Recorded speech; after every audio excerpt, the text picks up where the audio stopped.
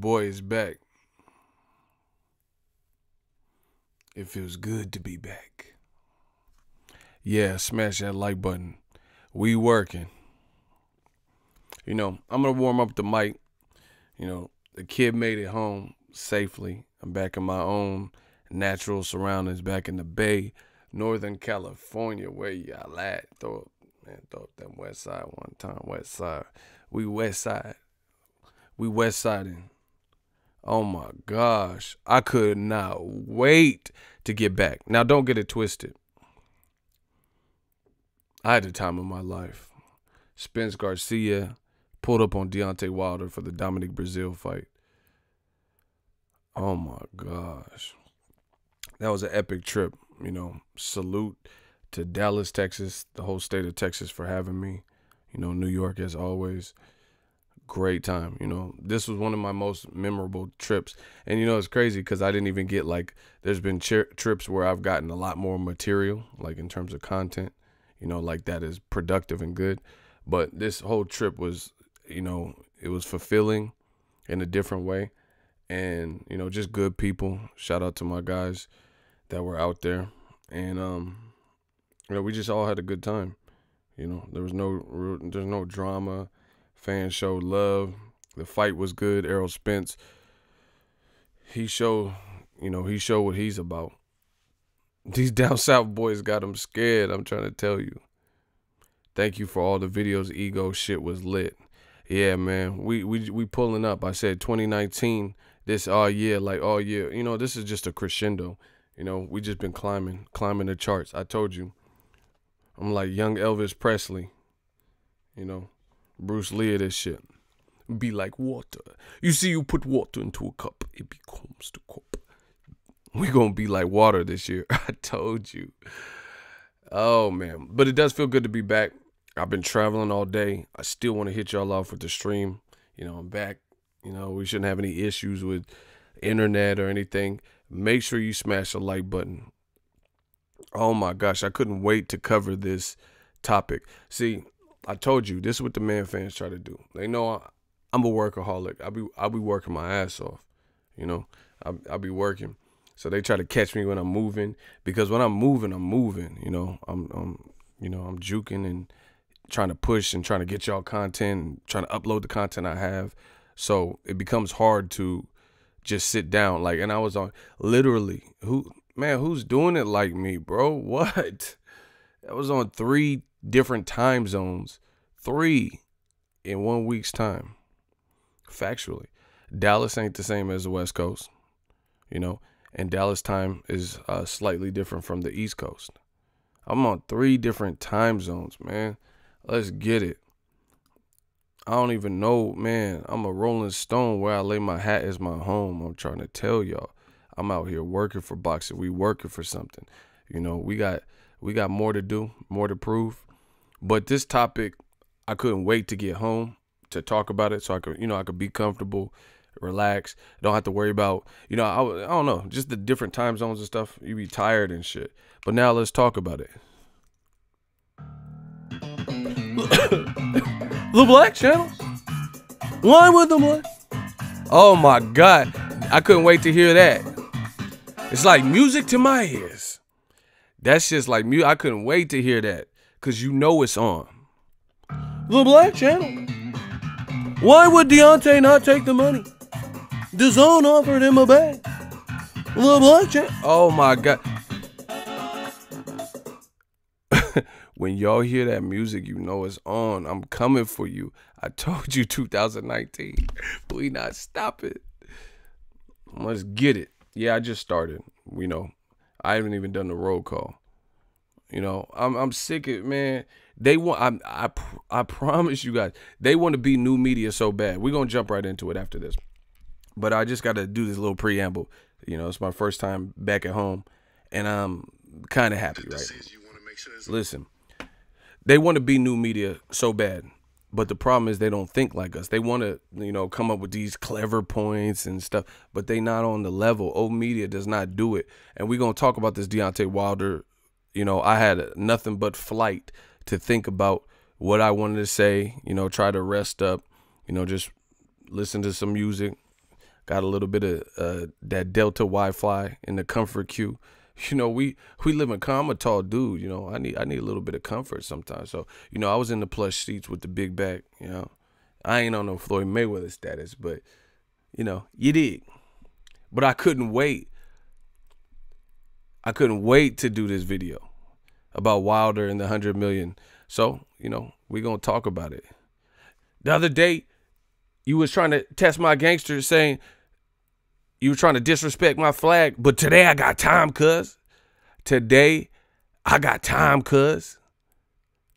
It's over for you, dude. Old media, everybody. Oh my gosh, it's over for new media. I mean, old media. Oh, let's get it.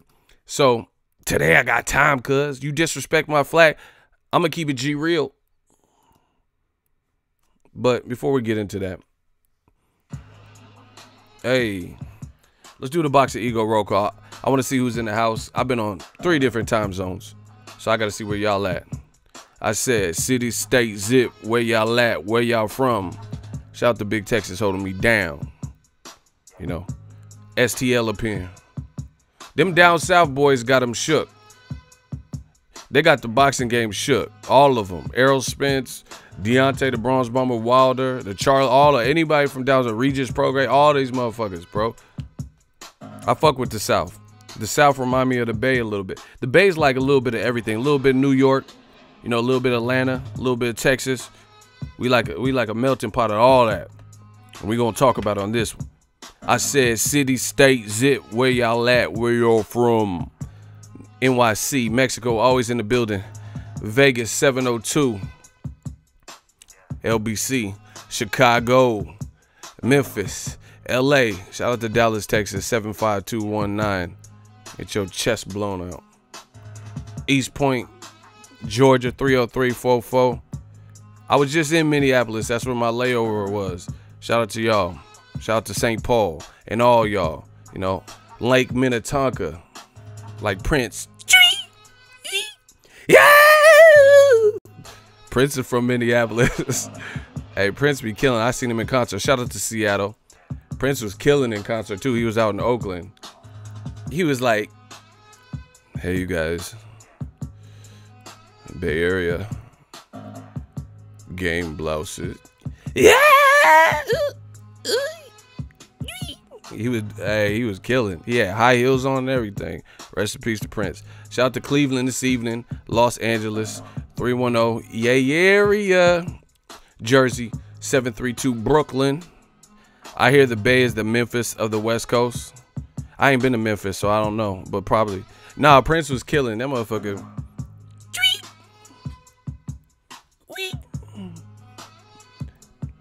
We're going to talk about why Deontay Wilder didn't take the Dazn deal.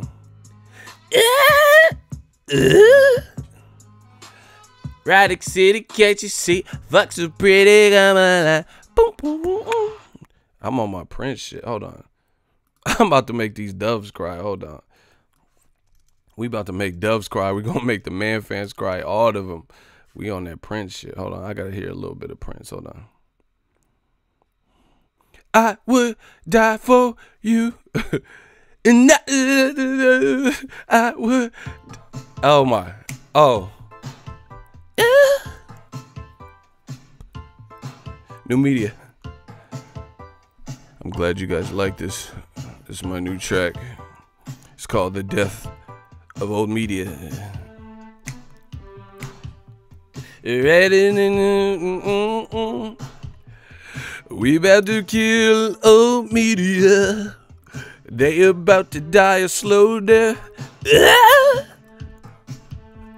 Oh my God, I promise you I'm about to light them the fuck up. Let's get it. Man, I don't know about Maydana. I don't know you B. I don't know you lost to.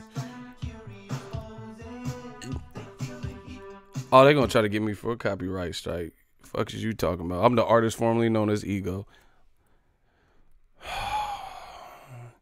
We can fucking tell the door. Radic City, can't you see? Fucks are pretty come alive. Motherfucker. Remember Prince, butt out jeans. All right, let's get it. I'm ready. I'm so ready. Like Wayne said, I'm so ready for whatever that awaits me. Smash the fucking like button. Surprise, surprise, motherfucker. The king is back. And it feels good. All right, let's go. Dazn. Oh my God, just say when. Somebody say when. We about to talk about this. Thank you for showing appreciation to the GOAT Prince. No doubt. That's my dude, bro. Iconic. He taught himself 11 instruments. Legend. He even killed the Batman soundtrack. How the fuck you kill a Batman soundtrack? The Batman. Well, you remember he was in the had music videos in the museum. They was playing him. I'm talking about the old school, not that Christopher Nolan. I'm talking about the Tim Burton shit. That motherfucker killed a Batman. That's how you know you a legend when you got a hit Batman soundtrack out this motherfucker. Man, fuck this new music. I hate this new music. I've been the bump of the prince. I've been the bump of the prince. I got the glove of no prince. I've been the bump of the... Like, shut the fuck up. All right, let's get it. Deontay Wilder. I don't even know where to begin. Shout out to that man. The South got these boys shook. Now, I told you guys before, Death Row East, believe in it. If you believe in God, then believe in Death Row East. I was coming. I'm your new savior in this boxing game. Raider Zinc. All right, you in the hot seat. He says, Ego, your channel is great. I know. You ain't got to tell me twice. He said, but you've become a paranoid soul. What am I paranoid about? Before I get started, you know, let's get one out. Let's get a hot seat out. So what am I paranoid about? What am I paranoid? I'm at all the fights. I ain't paranoid. I wasn't looking over my shoulder. You know. We deep up in the crowd. All you seen is troops. So what am I paranoid? Please explain. Raider Zinc. We about to turn your ass to precious metal. You gonna be zinc. We about to put you in that hefty, boy. So anyway, what am I paranoid of?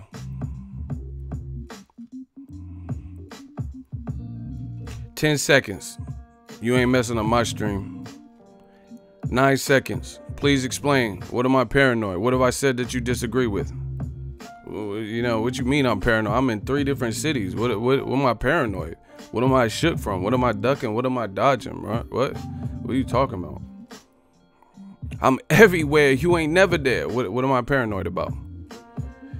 7 seconds. Please respond. Since I'm so paranoid.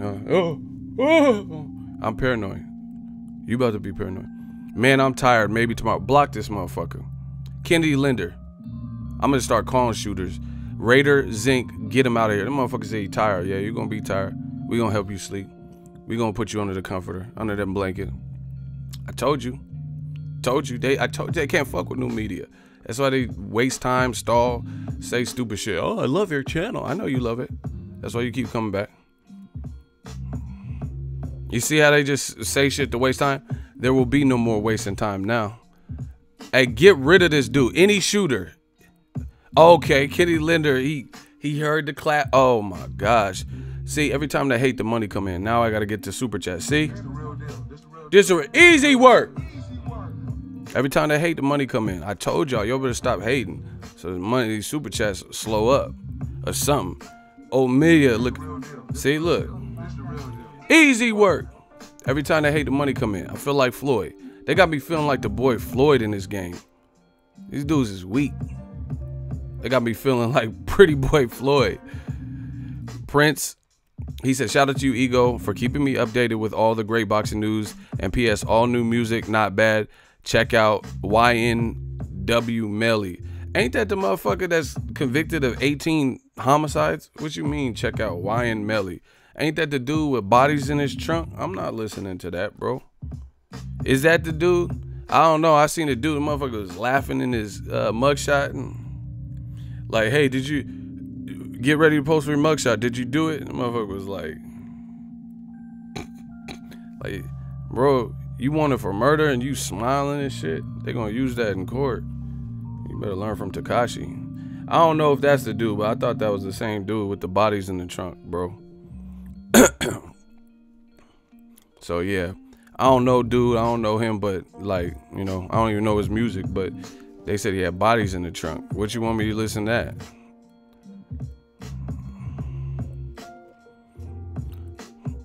Man, I'm not listening to none of y'all music selection unless you're a regular commenter and I fuck with you. You know, like Real Brother 32, J Dogs, my shooter, you know, people, because I know they have good taste in general. Kieri Johnson, $2 super chat. Just got here. Is this Ego Velia's trouble? Yeah, man, I couldn't wait. He killed his homie. That's what I'm saying. They say he had tattoos of the mom or some shit that he killed, bro. What you want me to listen to that for? You're like, yeah, not all music is bad listen to Ted Bundy. Why am I gonna listen to fucking Ted Bundy mixtape and shit? Motherfucker killing everybody. You don't listen to track 6, he gonna off your shit. He gonna clap you. What the fuck? Hey, what about that track 6? What'd you think of it? Like, oh, I ain't got time to play. Bah! Oh my God. Yeah. I'll stick to my OG shit, my classic shit. I like music before my time too. You know, like Al Green. I'm so tired of being alone. I'm so tired. Won't you help me, girl? Just as soon as you can. Yeah. Block speaker. I'm the only speaker that matters. Let me get into it because these motherfuckers is coming. Let me get it. Hold on. Shooters, block speaker. We gonna make sure you speechless. We got you. We on you. Now, all right, let's get it. They coming for me already. Do you smell? Let's get it. So, Deontay the Bronze Bomber Wilder, the talk of the town. He's fighting Dominic Brazil. You know, I'll probably be there. I gotta support the American heavyweight champion of the world. You know, I'm so frustrated that, he's not getting the respect that he deserves. 2, let's talk about this $100 million deal. Okay, first of all, a lot of y'all is some broke bastards. If you've ever had money, if you're a true hustler, if you've ever dealt with currency, then you can usually tell the symptoms. Usually, the people that have money, that have dealt with money, they're not constantly, checking somebody else's pockets, pocket watching. They're not always, talking about money.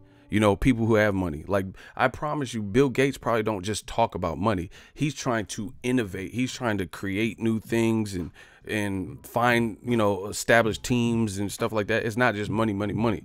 The people who talk about money the most usually are broke, with the exception of a few. Like Floyd talks about money, but he really has it. But more often than not, people who are constantly talking about money and, oh, this is a good deal, you should take. Man, these dudes ain't got no money. I don't see them at no fights. I don't see them traveling. They ain't got no passport. Stop it.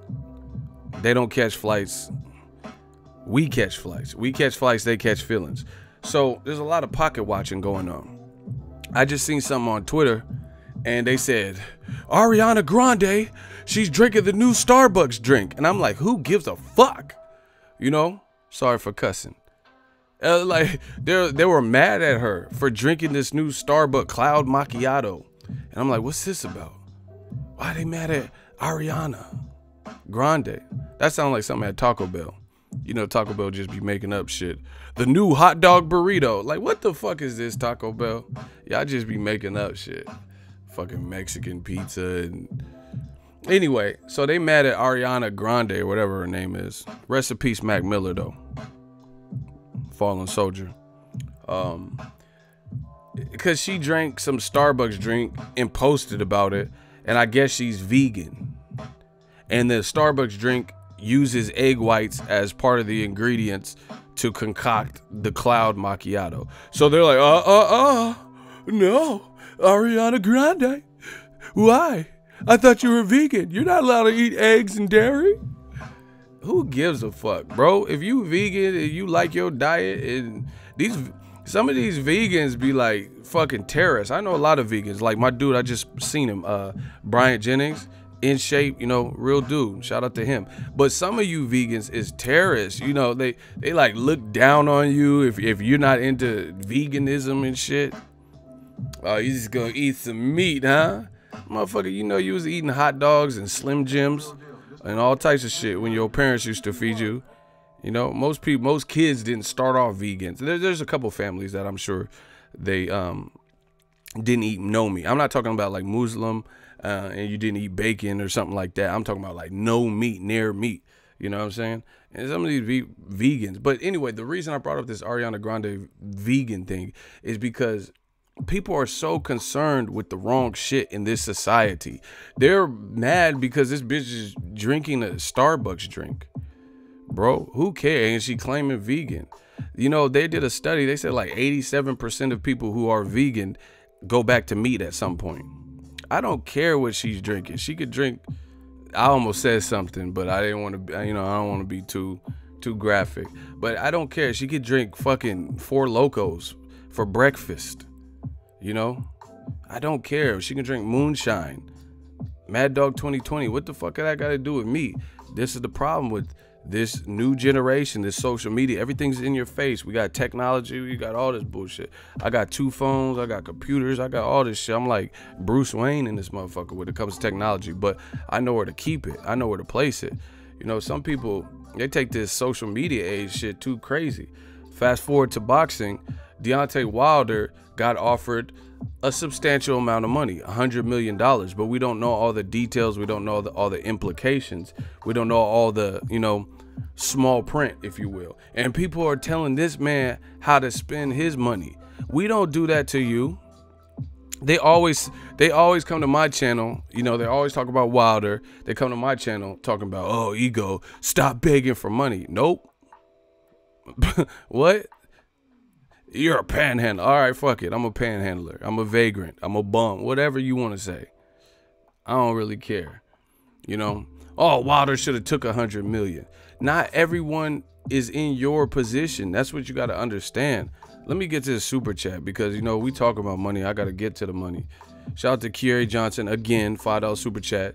You know, salute. Upgrade your boy to a shooter. I'm going to be YNW Melly to these fools in the chat. Just another donation. Big homie. Keep grinding. Salute. All right, I'm going to put you on the waiting list because that kind of scared me that you said you're going to be like him. You're going to have all my fans in the trunk and shit, bro. All right, I'll put you on the waiting list, though. I'll keep an eye out for you. I know you've been in the chat, so just keep leaving regular comments and stuff. Anyway, let me get this out. Everybody's so concerned with other people's money and shit. I remember back in the day, Naughty by Nature, shout out to Tretch, shout out to Jersey and Vinny and all them motherfuckers, right? They had a song called OPP. And people were like, what is that? Other people's property. You down with OPP? Yeah, you know me. You down with OPP? Other people's property. All these people care about is what other people got going on. Let's get a microscope and look at what your rabbit ass got going on. Let's look at your bank statement. You know, these dudes be so broke in the comments. I could tell. I know the behavior. All that pocket watching. You broke. You're broke. You know, you the type that take out 20 out the ATM and don't even look at the receipt. You printed a receipt, but you don't look at it because that's the look of shame. You don't want to see that balance. So you just crumple that shit up real quick. It was like, boop, boop, boop. You're like, how much would you like to take out? 20, 40, 60, 100, 200, other? You know they only taking out 20. And then when the receipt pop out, they get the 20, they get their card back. And then when the receipt pop out, they don't even look at the balance because they already know what time it is. They know the balance ain't going to be nothing nice. It's like looking at Medusa. They might fuck around and turn to stone. So they just crumple it up. That's what they do. Just like, why do I even need to look at the receipt? They just be like Stevie Wonder at the ATM. Ribbon in the sky. Do. 13 young now, baby. Things that get bright. They don't want to see it. But then they be the quickest to tell another grown ass man, 6'7" guy from Alabama, as Eddie Hearn calls, what to do with his money, what offers to take. So let's break this shit down. $100 million, it sounds good. But again, I don't have all of the details. See, another thing that's happening here, and I couldn't wait to break this part down, is you got a lot of these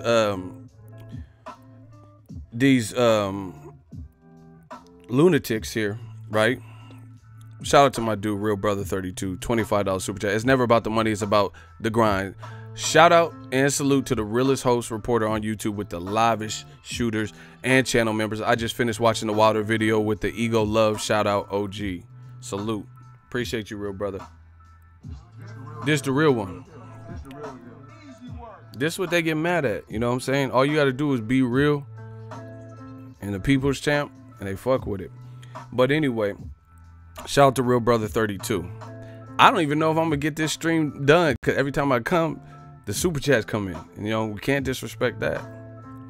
So look, everybody's telling Wilder what deals to take, and I know what the energy's coming from. It's easy to trace back. A lot of these people are people who have been in their caves for a year now. Ever since Anthony Joshua turned down $50 million, you know, to come to the U.S. just to show up, win, lose, or draw, $50 million, fight in America, you know, do a joint venture, right? And now, all of a sudden, because Wilder did get an offer from that same side that Joshua works with and Eddie Hearn is working with, etc., they're trying to make the two correlate. They're trying to say, aha, we got you now. You know, you harassed us over the $50 million, rightfully so, because, you know, that didn't make no sense. So now they're trying to make this retaliation, you know, they're trying to make this situation with Wilder one and the same. And for a variety of reasons, it's not. This shit is too easy for me. I don't know if I can get some harder work, but this is the easiest job I've ever had. All you have to do is think rationally, be logical, and be true to yourself. Glad you made it back safe. Appreciate you. If y'all want me to give y'all this work and keep going, can I get a hell yeah in the comment section? And please, let's raise those likes up. People, party people, get them likes up. I'm going to show you some of the differences just off the top of my head. This ain't a puzzle to me. This is easy. If you want me to break down some of the differences between last year, the 50 million with Joshua, and this year, the 100 million offer from Dazn. Let's go. Stream King. Kendi Linder already know. All right, let's break down some of the differences. And I can't wait for these dudes to show up, because I see them, you know, hit the dislike button. I get paid either way, bro. My video, just off these super chats, them dislikes ain't doing shit, bro. I'm just being real. I know people, oh, be humble, ego, be humble, but you see it. Count up these super chats since y'all like pocket watching. I just got back in town and the super chats is going crazy. You feel me? I don't care about these dislikes. You know, I don't care about like having a channel if I can't be honest with my crowd. You get what I'm saying? I can't be bought. I can do business with people, but I can't be bought. I'm not gonna not say what I feel in my heart of all hearts for nobody. So I don't know if that makes you feel better to hit the dislike button, but let's talk about it. But like I said, these super chats, the video's already paid for. I already, you know, whatever. So Joshua was to get 50 million flat for showing up, win, lose, or draw. He gets that. 100 million for 3 fights. Joshua could have got half of that for 1 fight, with obviously they wanted to do a 2-way rematch, so he would have made a lot more money. Second of all, and this is a big thing people are missing, is that in addition to the 50 million flat for the first fight for Joshua, he would have been eligible for the 50% on the back end. He would have got, it would have been a pay-per-view, so he would have got back end money. So depending on the success of the event, and if you look at it, Fights like Broner Pacquiao, fights like Tyson Fury versus Deontay Wilder, who a lot of people didn't think Tyson Fury would, was ready for it because of his past. And then fights like Errol Spence are all in the neighborhood of, let's say, 300 to 450,000.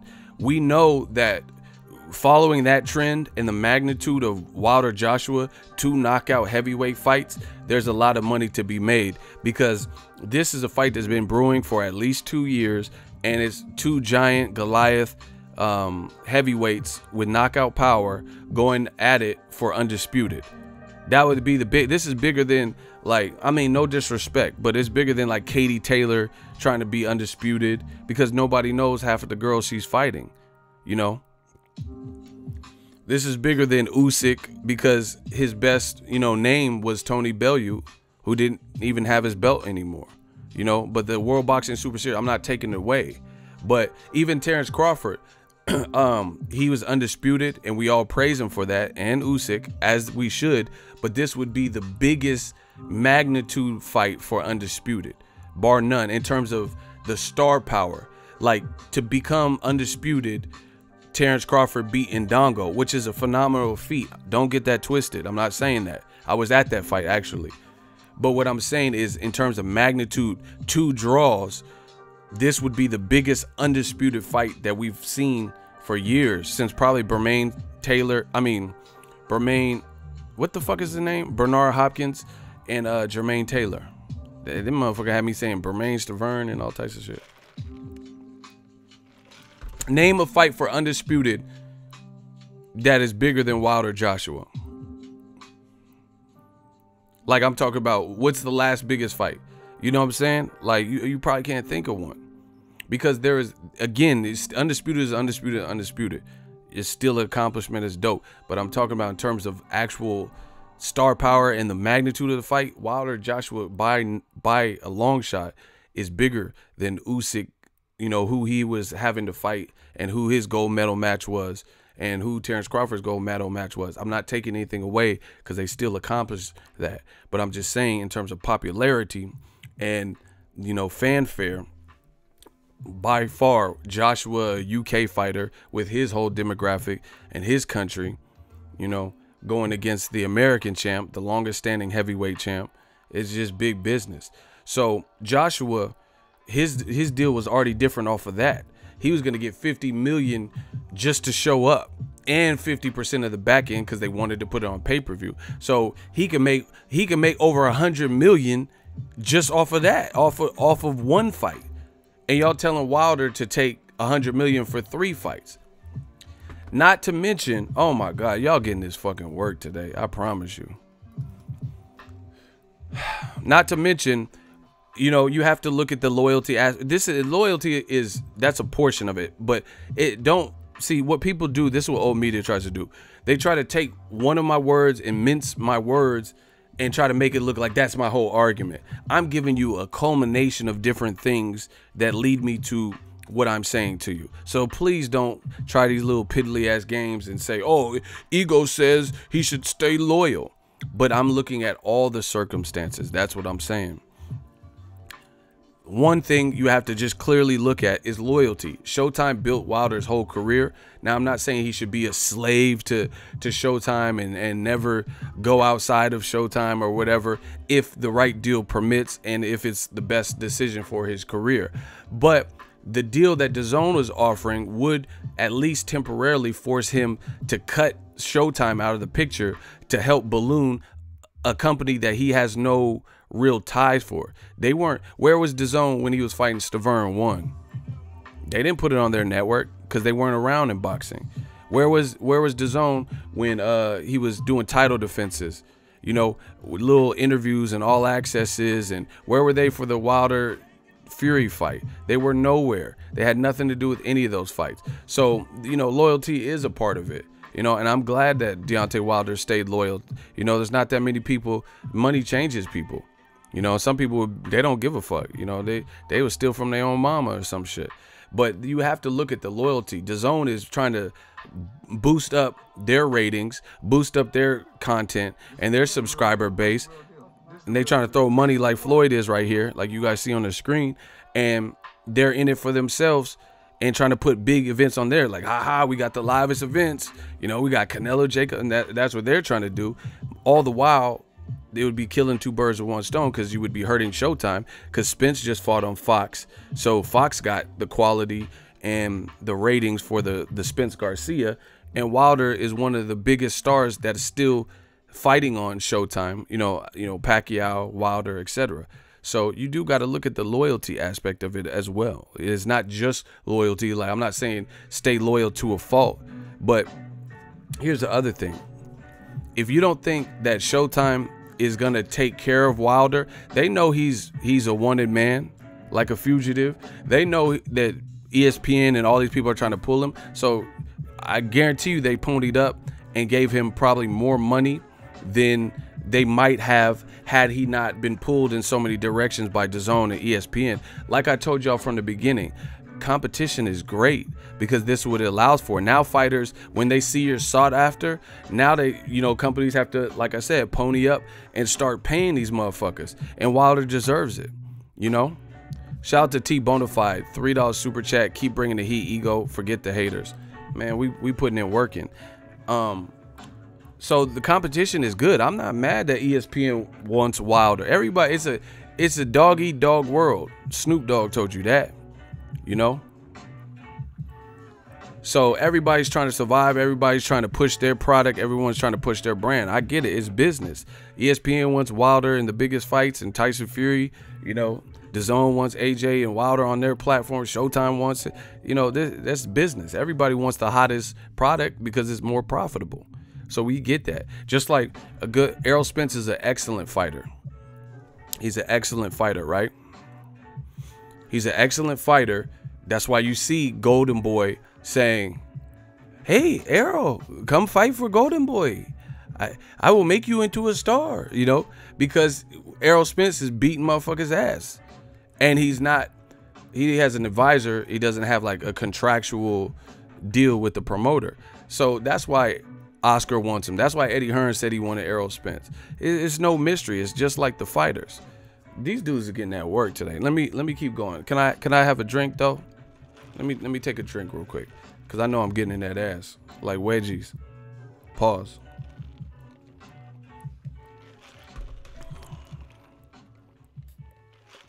So you got to look at the loyalty factor. DAZN just came out of nowhere. Their budget is cool or whatever, because they're new and they're, you know, trying to splurge and trying to make a name. So, you know, they're throwing money at people, trying to load up. But they're also trying to load up to the point where they're trying to pull people from Showtime. You know, Eddie Hearn came in the game talking about this, DAZN's taking over, Showtime will be out of business. You know, that wasn't necessarily a good look for DAZN to have Eddie Hearn as a spokesperson, putting that sour taste, that bad taste in people's mouth, talking greasy. Because you look at Al Heyman, for example. Eddie Hearn came talking like, oh, we want Gervonta, we want Mikey Garcia, we want Errol Spence, we want T'Challa, we want Wilder, blah, blah, blah, blah, whoom. You know, Showtime gonna be out of business. Now you want a Showtime fighter that they're heavily invested in. You know, Al Heyman sees the games. Al Heyman sees the games, what DAZN's trying to do. You know, so you know, the smarter thing would have been for Eddie Hearn to not be so vocal and then just try to do like, you know, shout out to Bob Arum. Let me tell you why. That motherfucker's sneaky. Nobody knew he was doing this backdoor shit with Tyson Fury and swept the rug from boxing. Nobody knew Tyson Fury was going to ESPN, but he didn't get all vocal before the deal was done. Eddie Hearn is vocal before the shit is done. So he's in that. Bob Arum just, how you like me now? Like, he just did this shit.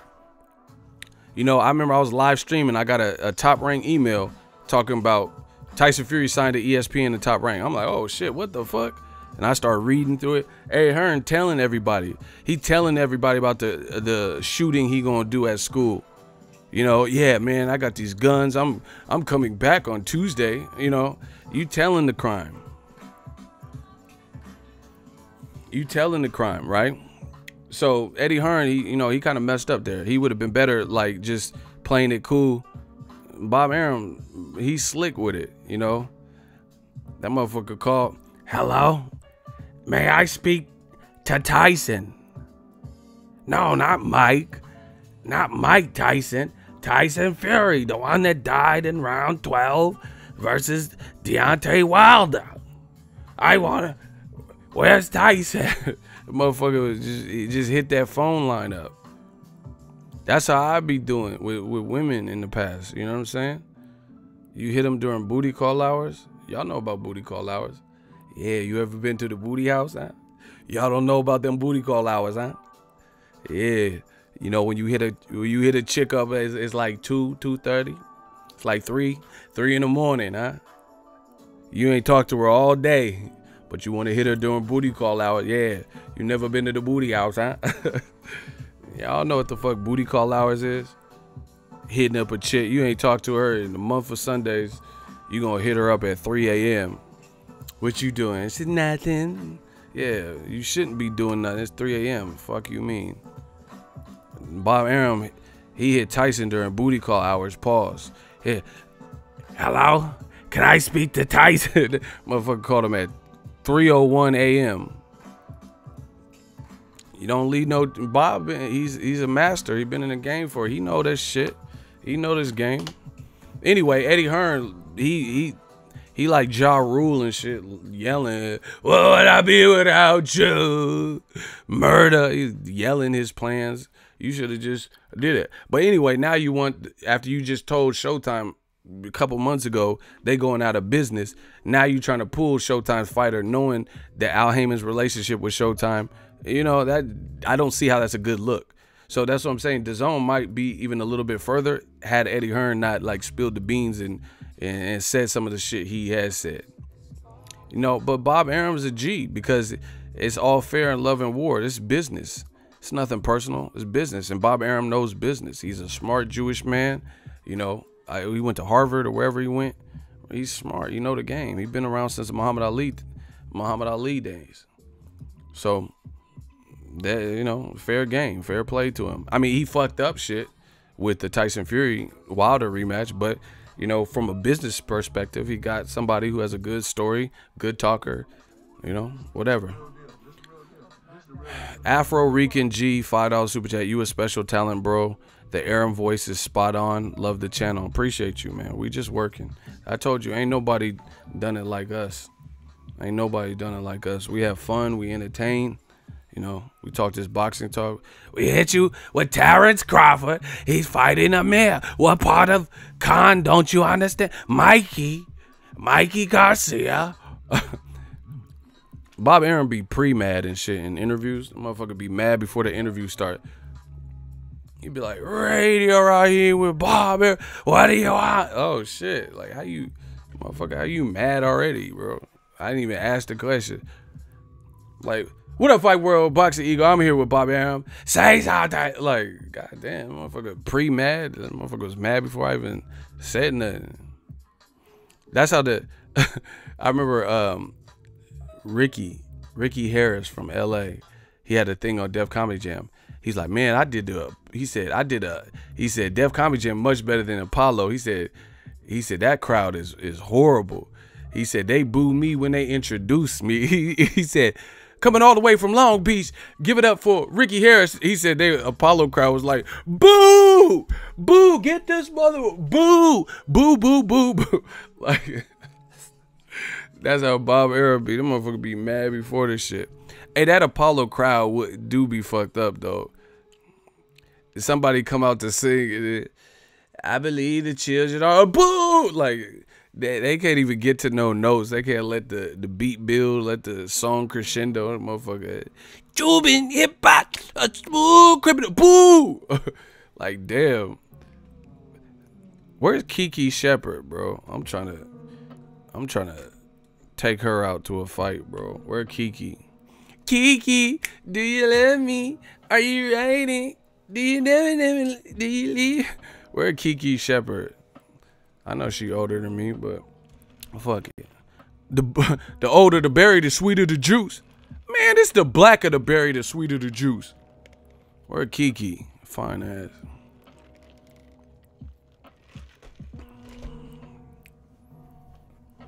Anyway, I don't even know what the fuck I was talking about.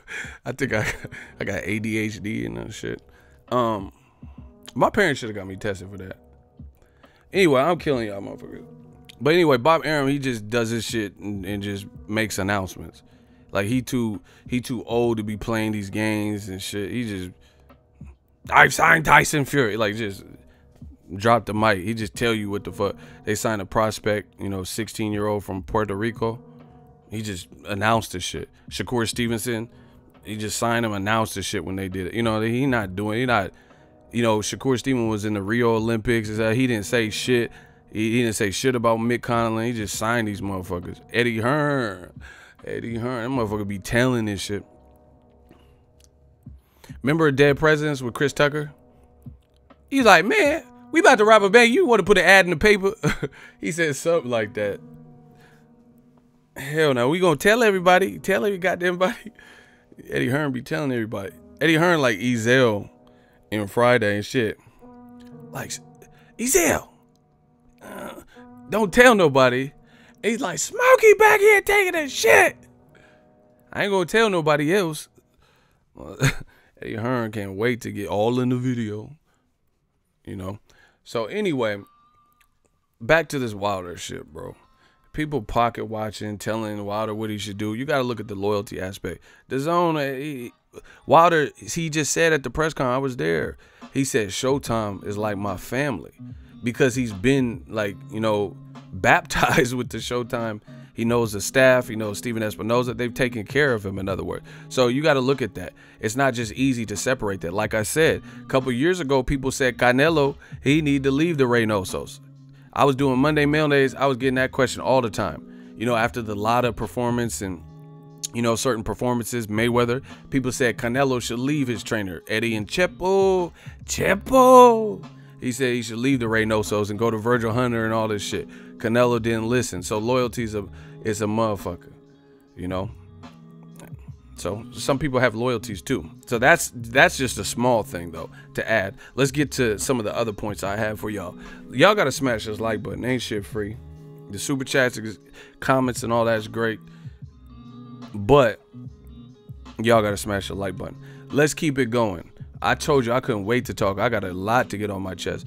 Aside from the pocket watching and people telling Wilder what to do with his career, trying to compare it to Joshua's 50 mil, which is nothing the same, because this DAZN deal is 100 mil. This is what was reported: 100 mil, 3 fights, not a specific name. It was only like a thought that AJ would be the second and third fight, but AJ has to still get past Gerald Miller. That's not a foregone conclusion. It's the heavyweight division.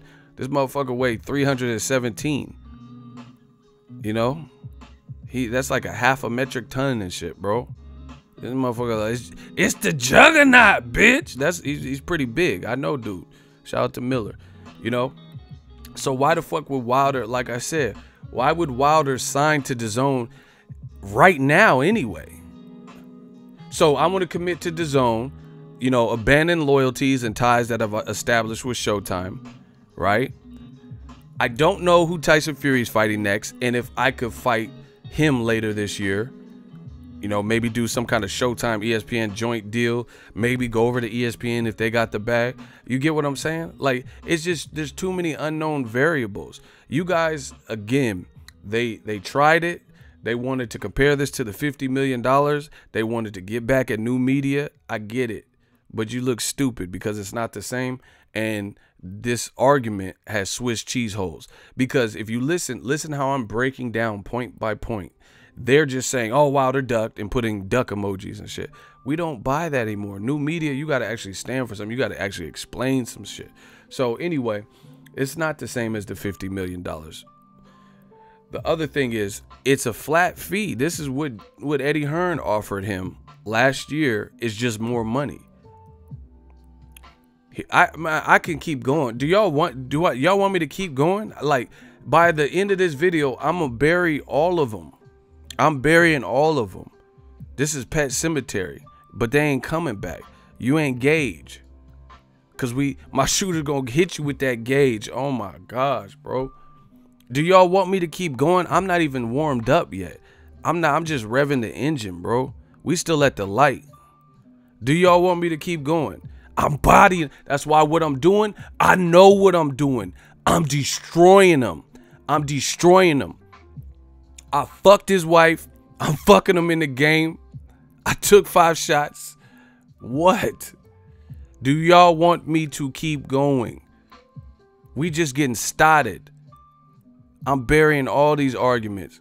Because, again, you can't, it's like oil and water. Shit don't mix. You can't mix emotion with rational thinking. It don't work like that. Logic don't mix with just emotion. These dudes, they're coming from an emotional palette.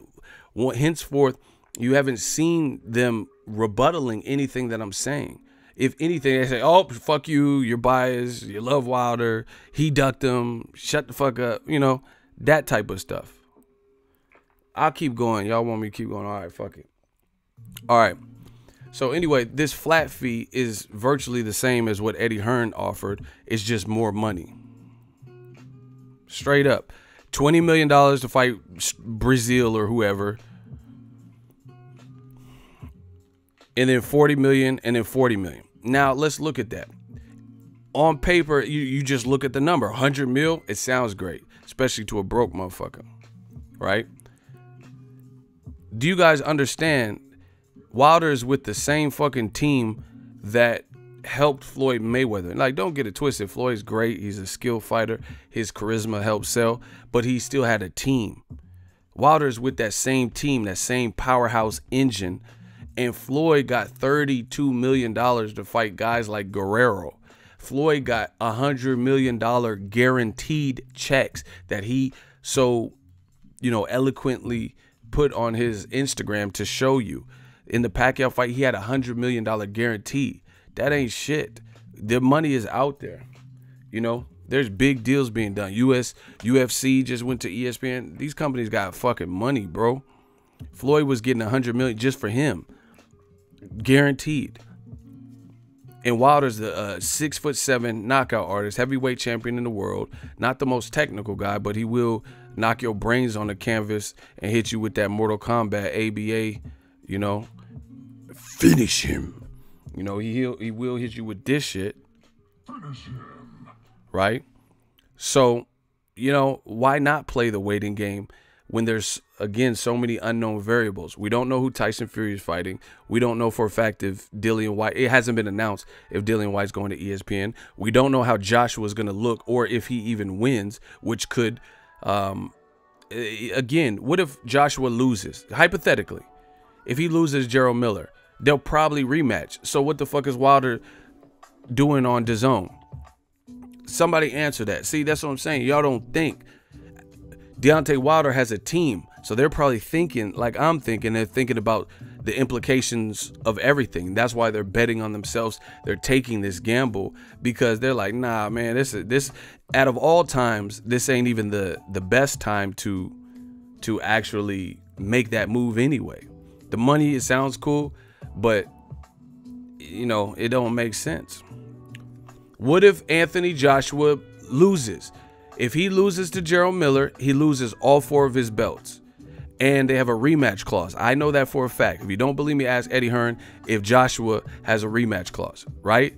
So, hypothetically, this is the heavyweight division. This is a 317-pound man who throws punches and is undefeated right now.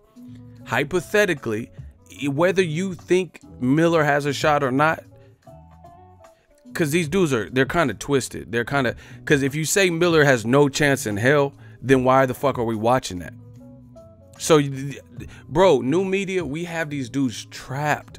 There's nothing you could say. You have no choice but to agree with what I'm saying, because either you agree, which suits my point, or you disagree. But then if you disagree, then that poses different questions.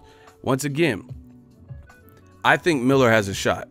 I'm not saying he would beat him. I'm not saying, I got to think about it more. I haven't really even been thinking about it. Ever since the pre-sale ticket extravaganza, I haven't really even heard much about the fight, to be honest.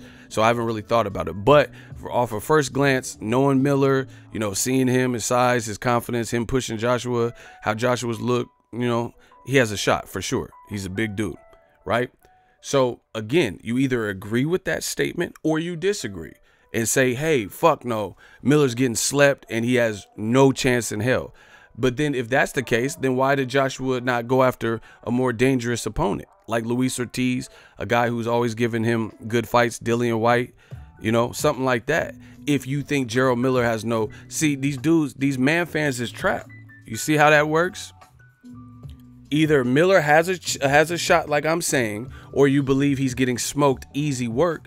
And if you do think that, then why is a champion with 4 belts going after someone who has no chance?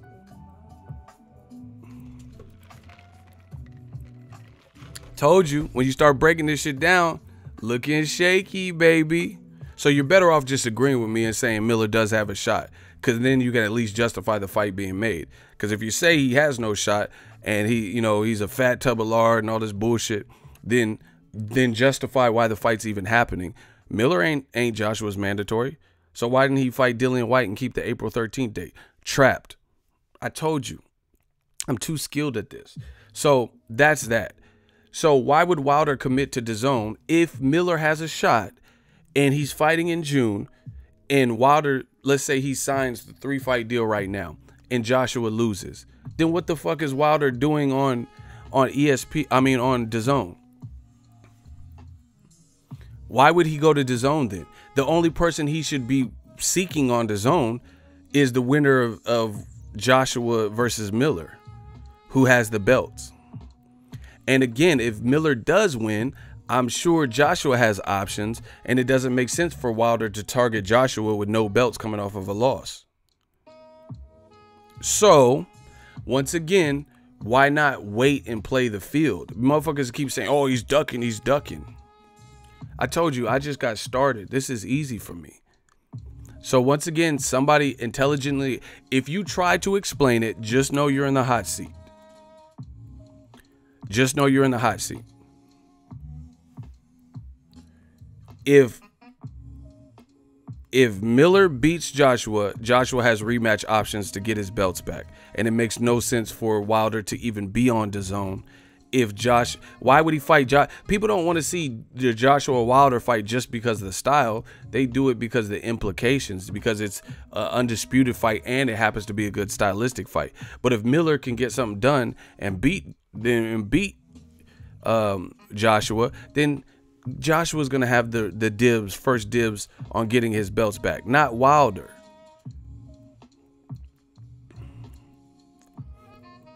Dillian White was the second mandatory, so you already have strike 1, but continue.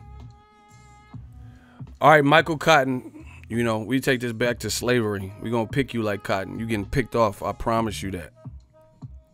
So, come on, Michael Cotton.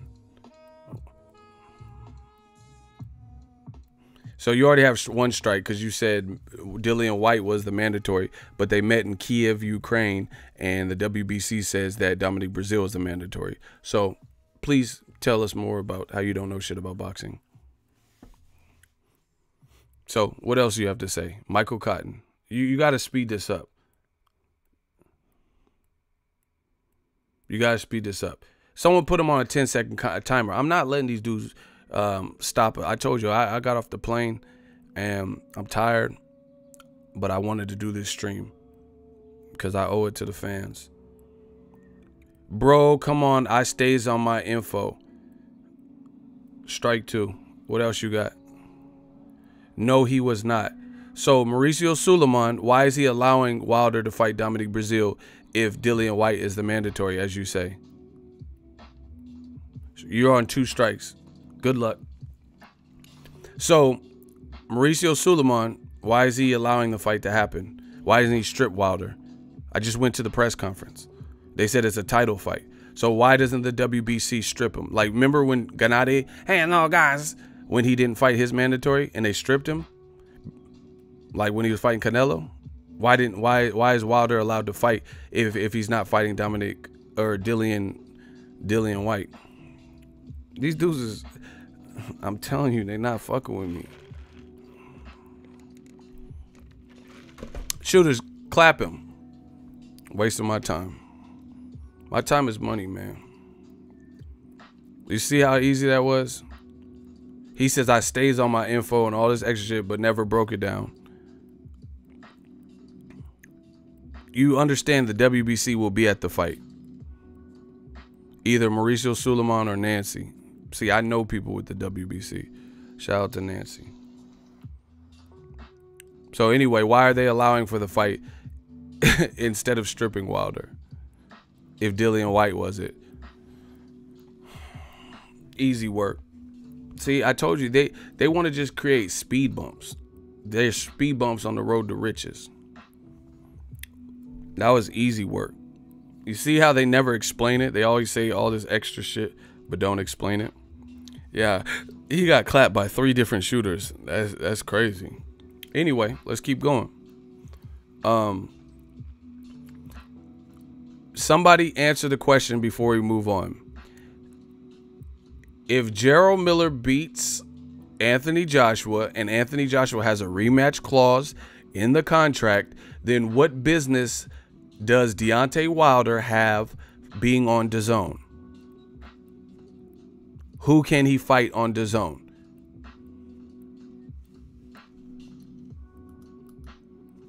Fuck what y'all talking about. Answer my question. I don't care about anything but the answer so we can move on. If Miller beats Joshua, there's a rematch clause in there, so likely Joshua would want to rematch him to get his belts. Otherwise, he wouldn't have put that in the contract. And then Wilder is sitting up here signed to a 3-fight deal with Dazn for a fight he doesn't know the outcome to. Who's he going to fight on Dazn? Bogdad Dinu? Dog Bounty Hunter or whatever? Come on, man. So, listen, count to 10, count down to 10 so we can move on. I am up for a hot seat debate. I always pull up and ask you guys pivotal questions and nobody answers it. So please answer it or forever hold your peace. Why would Wilder, if Joshua does lose, which is not above the realm of possibilities, against Gerald Miller, they are going to likely rematch, and it makes no sense for Wilder to be targeting AJ at that point. So why would he be on Dazn fighting a Joshua with no belts who just came off of a loss? And he can't just jump to Gerald Miller, because why would Joshua not exercise his rematch clause to try to get his belts back?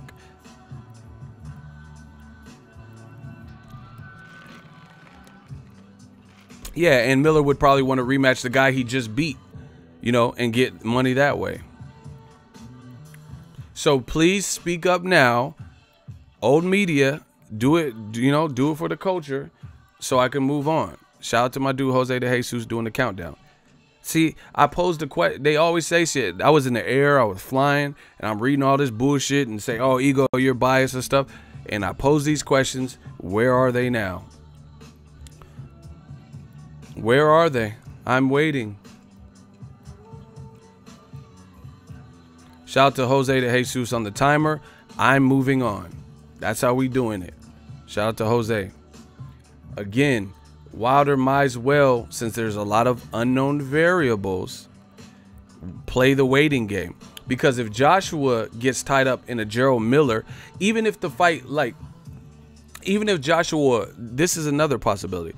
Even if Joshua wins, but he wins controversially, that might call for a rematch. So once again, Wilder would have no business if, for any reason, Joshua and Miller need a rematch, like Ward Kovalev. You get what I'm saying? Where it's like, oh, I don't know, I had Miller winning.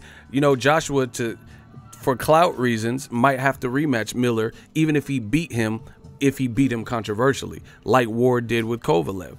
You know, like Mayweather Maidana, right? So once again, it would make no sense if they get tied up in a second fight together for Wilder to be over there. You know, allegedly getting 20 million and 40 million and 40 million. Who to fight who? You know, how is that going to, even if they gave him 20 and 40 million to fight Bogdan Dunu, that don't help his career. He's better off staying with premier boxing champs, rematching Luis Ortiz or fighting Adam Kaunowski. Right? You know, the incredible thing is, I'm still not done. I still got some more great points. Did I body it or y'all want some more? It's up to the fans. It's up to the fans. I told y'all they're doing this to retaliate because Joshua looked bad all last year and, you know, continues to do so in terms of the Wilder Joshua fight. So they thought this was their way out. So they could say, oh, yeah, Wilder did it now. He's clearly ducking. Barry Hearn doing interviews saying Wilder's ducking. But it's more than meets the eye, and I'm breaking that down. If y'all want me to keep going, I could keep going. I got points on points on points. Racks on racks on racks. I'm ready for it. I'm ready for whatever. So nobody's answering any of these questions. King Corleone wants more. That's my shooter. That's my guy. So I'm going to keep going. So anyway, it makes no sense for Wilder to make the decision now, right, and be over in DAZN, and then for some weird reason Joshua loses or has a controversial fight and gets tied up in fighting Gerald Miller for more than one fight, right? It makes no sense. If anything, then he already cut ties with Showtime, or at least temporarily. Now he's fully just helping DAZN grow. He's just fully helping them grow. You know, a company he really doesn't have any loyalty or allegiance to because they're new. They ain't done nothing for him to this point, other than they would just be giving him money. And like I said, money ain't everything. Like when it comes to relationships, I'll keep going though, because this shit is easy. Oh my gosh, bro. It's like, this is really easy because they really tried it. But I heard the concerns, I heard them weak ass arguments, and now we coming with the full firepower. But this ain't even the full clip. Let me go. The pay scale was as followed from everything that's been reported. 20 million for fight of your choice, Brazil, and presumably fight Joshua for 40 million, and then have a third fight for 40 million, presumably with Joshua. Now, explain how in the fuck this makes sense. If Wilder fought Brazil, took care of his mandatory on DAZN for 20 mil, boom, knocks him out. This is all hypothetical. Then he fights Anthony, and he goes viral with the Dominic Brazil Mortal Kombat knockout. Then he fights Anthony Joshua, knocks him out in 1 round. Tell me why in the fuck would he be fighting Joshua a third time for the same amount of money? Why would you be getting 40 million and 40 million and stuck at that flat fee yet again? DAZN doesn't do pay-per-view, remember? So no matter how big DAZN got and how anticipated the rematch between Wilder and Joshua is, he's again stuck at this flat fee. How does that make any sense? Why would you get 40 million for fight 2 and fight 3?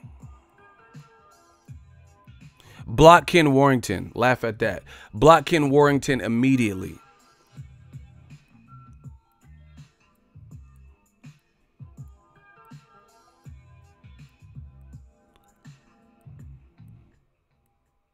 Cornelius Smith, you on the verge. I seen your comments too, bro. If you listen, I'm looking for the smoke and I'm looking for people to disagree. Those little comments like that, bro, either you agree, you with us, or you against us. It's straight like that. Because I want to know, we getting to the bottom of this. Yes, the manifestation have started. Once again, why would Wilder get in fight 2 and 3 the exact same amount of money? Somebody please explain this concept to me. Andre Ward, and I know this for a fact, got more money in the second Kovalev fight than he did in the first Kovalev fight because of how it played out. You know, it was controversial and, you know, people wanted to see it. Ward took the belts. So if Wilder knocks out Joshua in a round or two, has a great, crazy performance, and there's a rematch clause, Wilder's now the undisputed heavyweight champion of the world, which we haven't seen since Lennox Lewis. Why the fuck would he get, as undisputed champion of the world, why the fuck would he get the same exact amount of money he got for the first fight doing it? Y'all must be crazy, bro. Y'all must be crazy. So his stock doesn't go up, he just stays the same, huh? He's undisputed heavyweight champion of the world. We ain't had one of those since Lennox Lewis. Shout out to that man.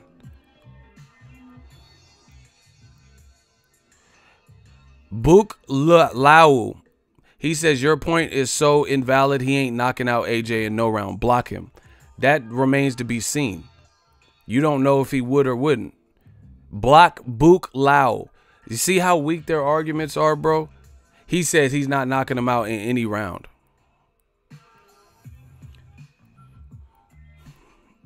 Bro, we running scenarios. This is why you bet on yourself. Block Bak Lao or whatever the fuck. We gonna turn you to Bok Choy. We about to saute you.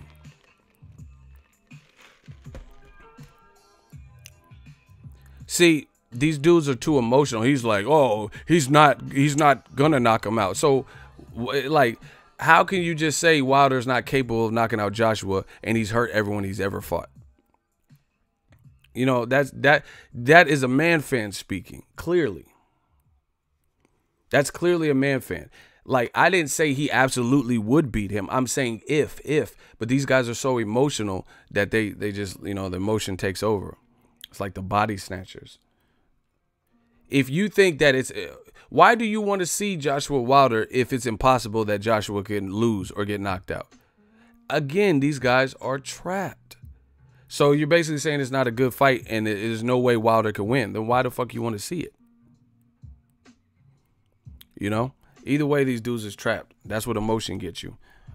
So I'm not saying this would happen. I'm just playing out scenarios. If that does happen and he knocks out Joshua, why would he be getting the same amount in the third fight that he got in the second fight? Because these are the decisions he has to make. In his heart, he feels he'll knock out Joshua. Shelly Finkel, Wilder have both said that. So in his mind, that's decisions and part of the decision making. Can he do it? Can he pull it off? We have to see him fight. You know, I would favor him to do it, actually. But that's beside the point. He would still have to do it. But in his mind, he feels he'll knock out Joshua. So then it poses the question, if I knock him out in my second fight on Dazn, why would I get the same amount of money in a rematch? Or what if it surprisingly goes to decision and it's controversial? You know, like the Tyson Fury Wilder, you know, people are talking about it. You know, it doesn't make sense to be making the same amount in the third fight. And again, this is where pay-per-view would help those situations. Because in a pay-per-view model, you would be getting whatever flat fee they promise you or whatever, but you would also be getting a percentage. So if the rematch does in fact exceed its predecessor, right, then you're only getting a percentage of whatever it does. Like Canelo versus Golovkin 2 did slightly worse than the first fight. But Canelo and Golovkin, they were getting percentage. Golovkin got a percentage of, you know, 42.3 or whatever, you know, whatever it was, right? That's why that would help. Block Dana White. Thank you. King Corleone already knew.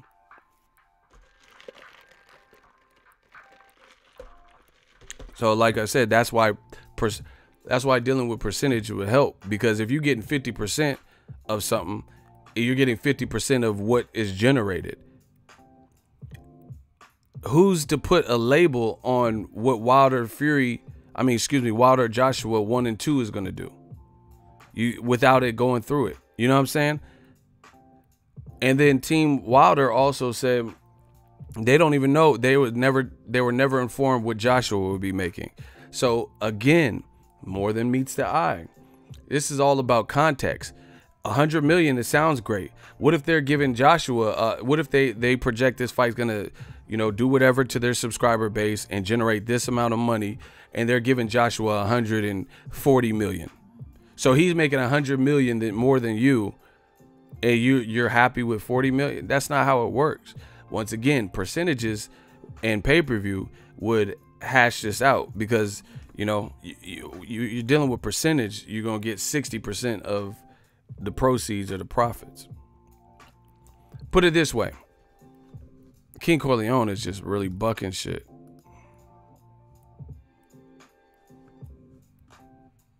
King Corleone is really on fire right now. Here's a I'm gonna put it in layman's terms for y'all, and it's sad that I have to do this. It's sad that I have to do this, but I'm the king of analogies. So it's easy for me to do this.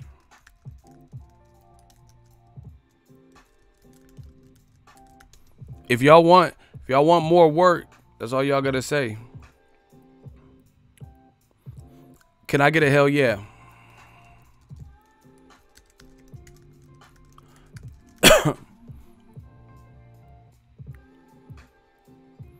If y'all want this work, can I get a hell yeah?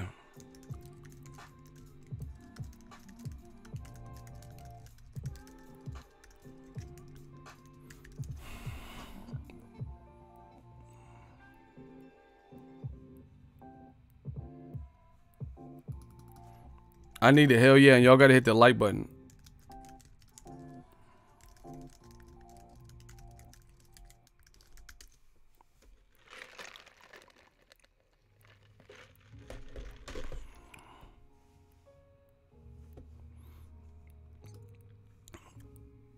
All right. King Analogies coming right up. Tyrone Jenkins, ego, man, these haters are straight up retarded. No, they're not retarded. They playing like, it's like Cuba Gooding Jr. in radio. They acting like they don't understand it. They understand what we're saying. That's why they're not rebuttaling it. You know, people are like, oh, he's ducking anyway. That's the type of childish banter that you're getting. All right, let me give you guys an analogy. This is very easy for me. We on fire. YouTube. I'm a YouTube content creator, right? I'm not going to tell you how much I make, but we live comfortable. So YouTube has a split down the middle with the content creators, right? It's 45-55. Google/YouTube, Google owns YouTube, bottom out, takes 45%. YouTube creators get the remaining 55%. So when they run ads, because it's their platform, they're getting 45% of, you know, the money generated, right? You get me? Very easy. This is not hard stuff here, right? That's the split for all creators. Now, the difference is CPMs. CPMs is like basically the amount of money. Like every channel is not created equal. And I don't want to get into too much semantics, but the CPM is what counts. You'll get your account terminated or get strikes if you ever show people your CPM like on screen, on camera, because they don't want that information out because it's not consistent. You know, that's why like channels like mine with authority, that CPM is crazy. That CPM. So I could do a video that gets 2,000 views, but I'm making more than somebody that got a video with 25,000 views. That's how that works, because the ads running against my videos are, you know, more lucrative. They're better ads. You know, I have all kinds of movie trailers. I just seen Rihanna. She was on, they had Rihanna. I'm like, oh my gosh, your boy done made it. I got Rihanna ads on my shit, Fenty and shit. So not everyone gets that. So it's not all equal. But anyway, the split for content creators versus Google/YouTube, 45-55. You know, that's common knowledge shit, right? So imagine if Google, YouTube said, ego, you put out X amount of videos and we're going to pay you a flat fee. Clicks per minute. I don't know. It's something, I don't know. Who cares? But anyway, just Google it. You guys got fucking computers. Google CPM. I don't even know why, unless you're a YouTube creator. See, this is what I'm saying with pocket watching. Why do you even care what CPM stands for unless you're a content creator? But whatever. 45-55 split, creators versus YouTube. So if YouTube says, ego, produce 10 videos and we're going to give you $150, you know, we're just going to use flat round numbers, right? And they just gave me a flat fee. We talk about some different shit, because what if one of the videos is my much anticipated 7 Reasons series? Those videos always cash out. The first looks, those videos always cash out. You get what I'm saying? Those are like Monday Mail, all this shit. Now we talking about something different. So I'm losing money if they gave me a flat fee as opposed to a percentage, because they only have to pay me $150, but then the video makes all this money on the back end and I don't get to see none of it. Here lies the problem with Dazn and them guesstimating and just offering a number that sounds big. It's just a guess. How you gonna give a man 40 million for Joshua 1 and 2, and you don't know what the fuck? You know, this could be the biggest fight. You know, it might. What if it broke a Mayweather record and this motherfucker contracted to get 40 million twice? Get the fuck out of here, bro. Like I said, that's why YouTube, they don't offer. They're not saying, hey, we're gonna give you a flat fee. You know, make 15 videos for us and this is how much you're gonna get. I wouldn't want that. I would always want the percentage, because just give me a percentage of what my video does. You know, what if the video, what if they gave you a flat fee of 150 and the video does 1 million views and it got ads running like crazy? You see the problem?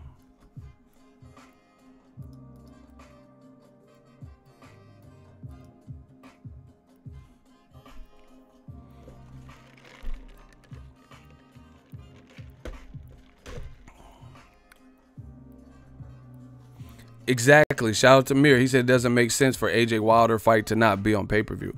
And then, like I said, this is all a game to get people on Dazn.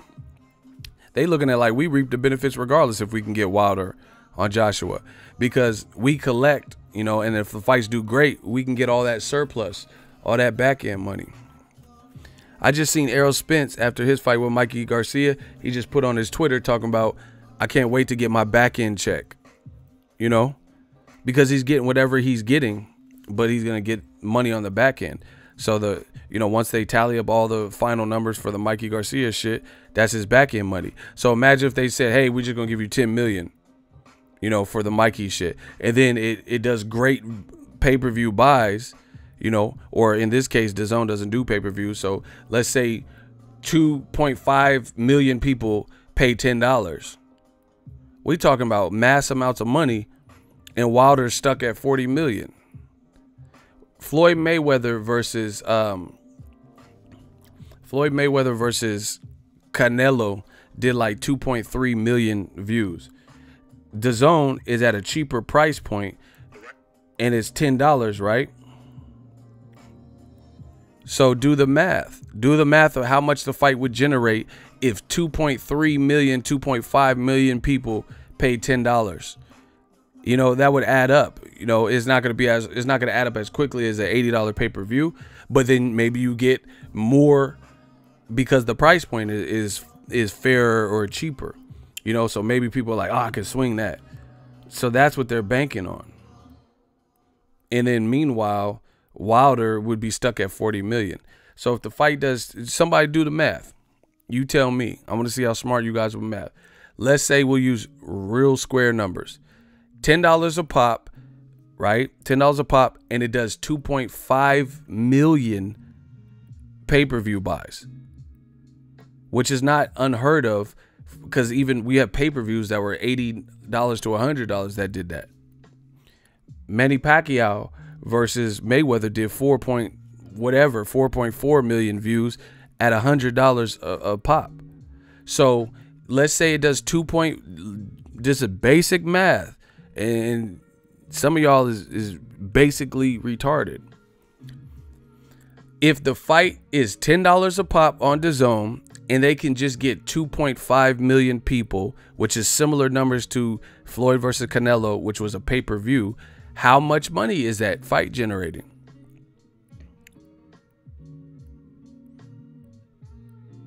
Y'all don't know math?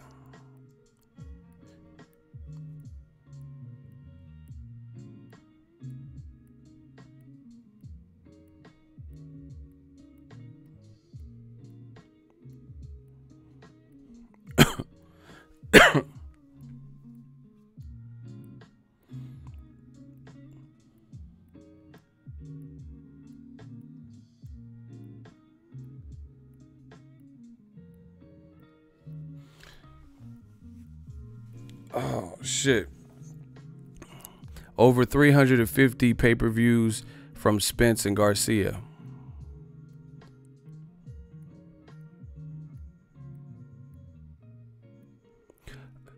Paul Clayton says, why do you always have a side and never be objective? You come across as biased. It's off-putting. Well, we about to put you off.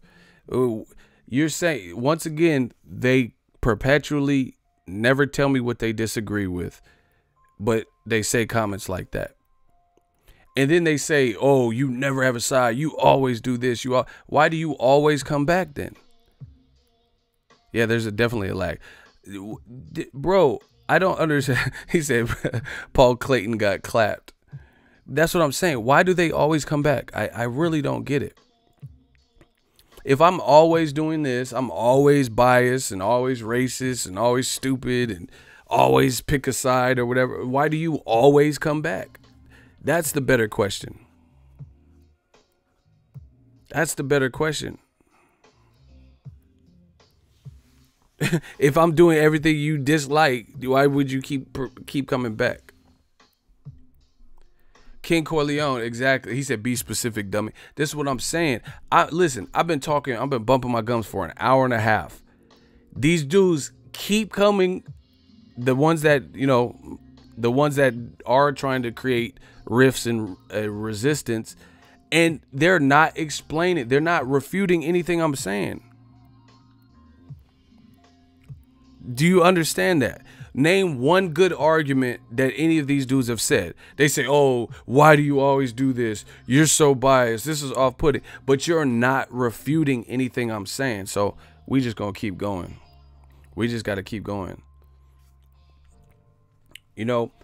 Once again, we about to keep closing up shop. Why would Wilder get $40 million for Joshua fight 1, presumably, and then no matter the outcome, get $40 million again for the fight, no matter the outcome? Why? Once again, versus a percentage, it don't matter if you have it written that you doing 60-40, and then if in the first fight Joshua has more belts, he gets 60, you get 40 or whatever, and then flip that. The winner gets 60-40. That's cool. Block Cornelius Smith. I told you. I warned you. Block him.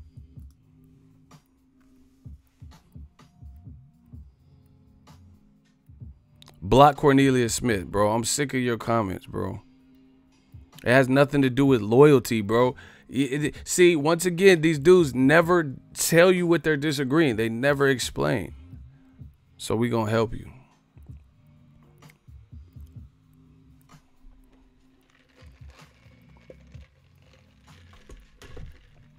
I try to warn Cornelius.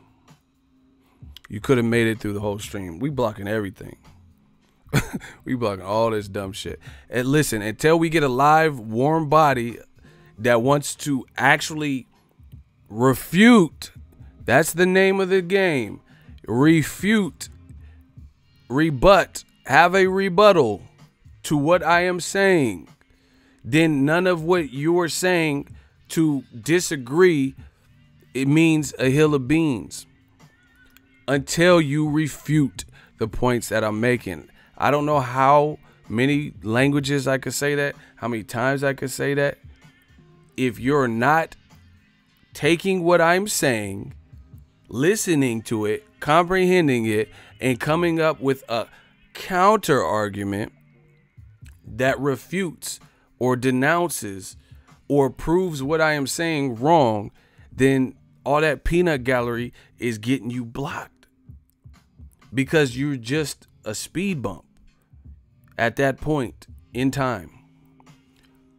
So once again, let's try it again. I'm ready. Let's talk about it. I'm not perfect. So if you have a better argument, I can't wait to hear it. Why? Listen, it's a question. This is like, it's like a carnival. If you got your ticket to admission, you want to pay for the game, anybody can play. I'm ready. But we playing my game. And my game is a simple question.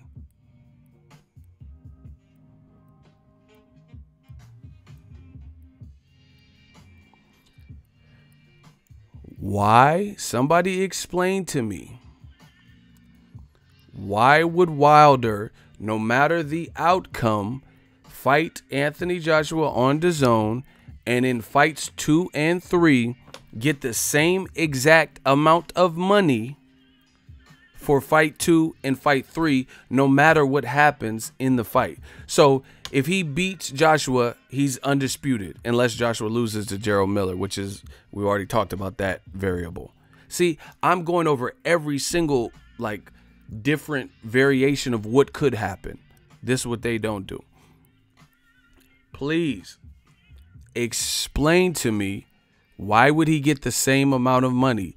This is, in essence, what Eddie Hearn offered him is just more money. It's a flat fee.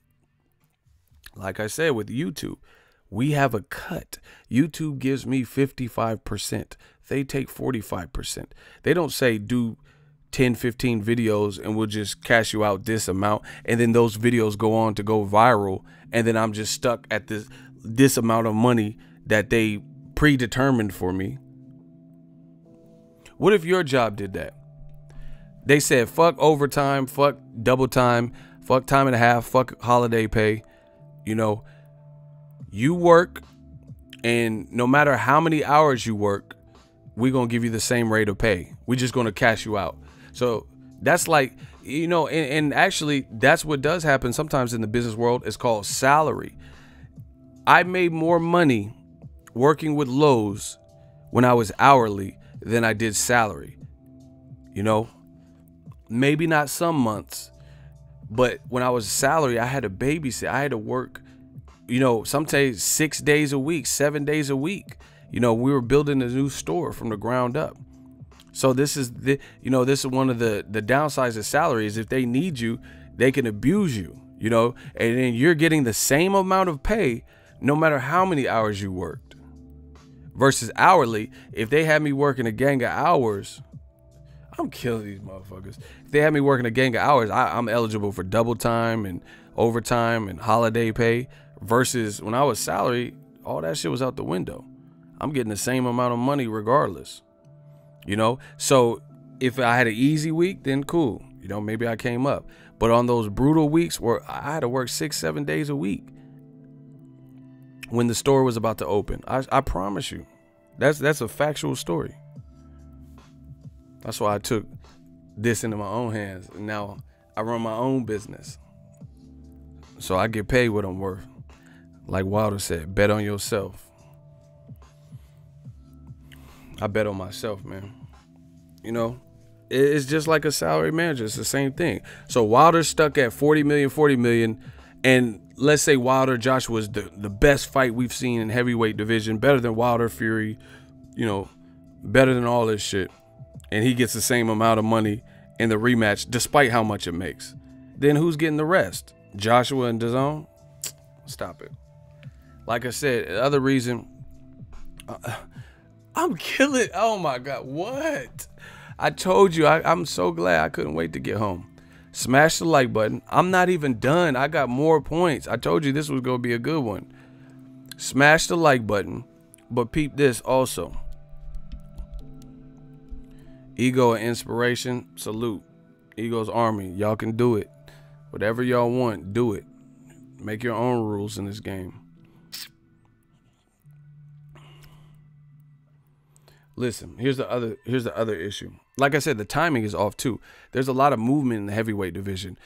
And you know, Tyson Fury, who he's gonna fight, the Tyson Fury rematch with Wilder, maybe they can, you know, maybe Wilder could go to ESPN. He might as well stay a free agent, you know, because what if Tyson Fury fights the guy that knocked out Bryant Jennings, does good ratings, and you know, some shit like that? Then he can explore that option. You know, we have to wait to see what happens in the Gerald Miller fight. What if Joshua wins emphatically?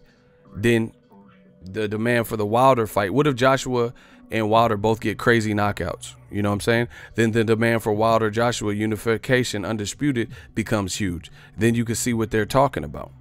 You know? So people's profile a lot can change.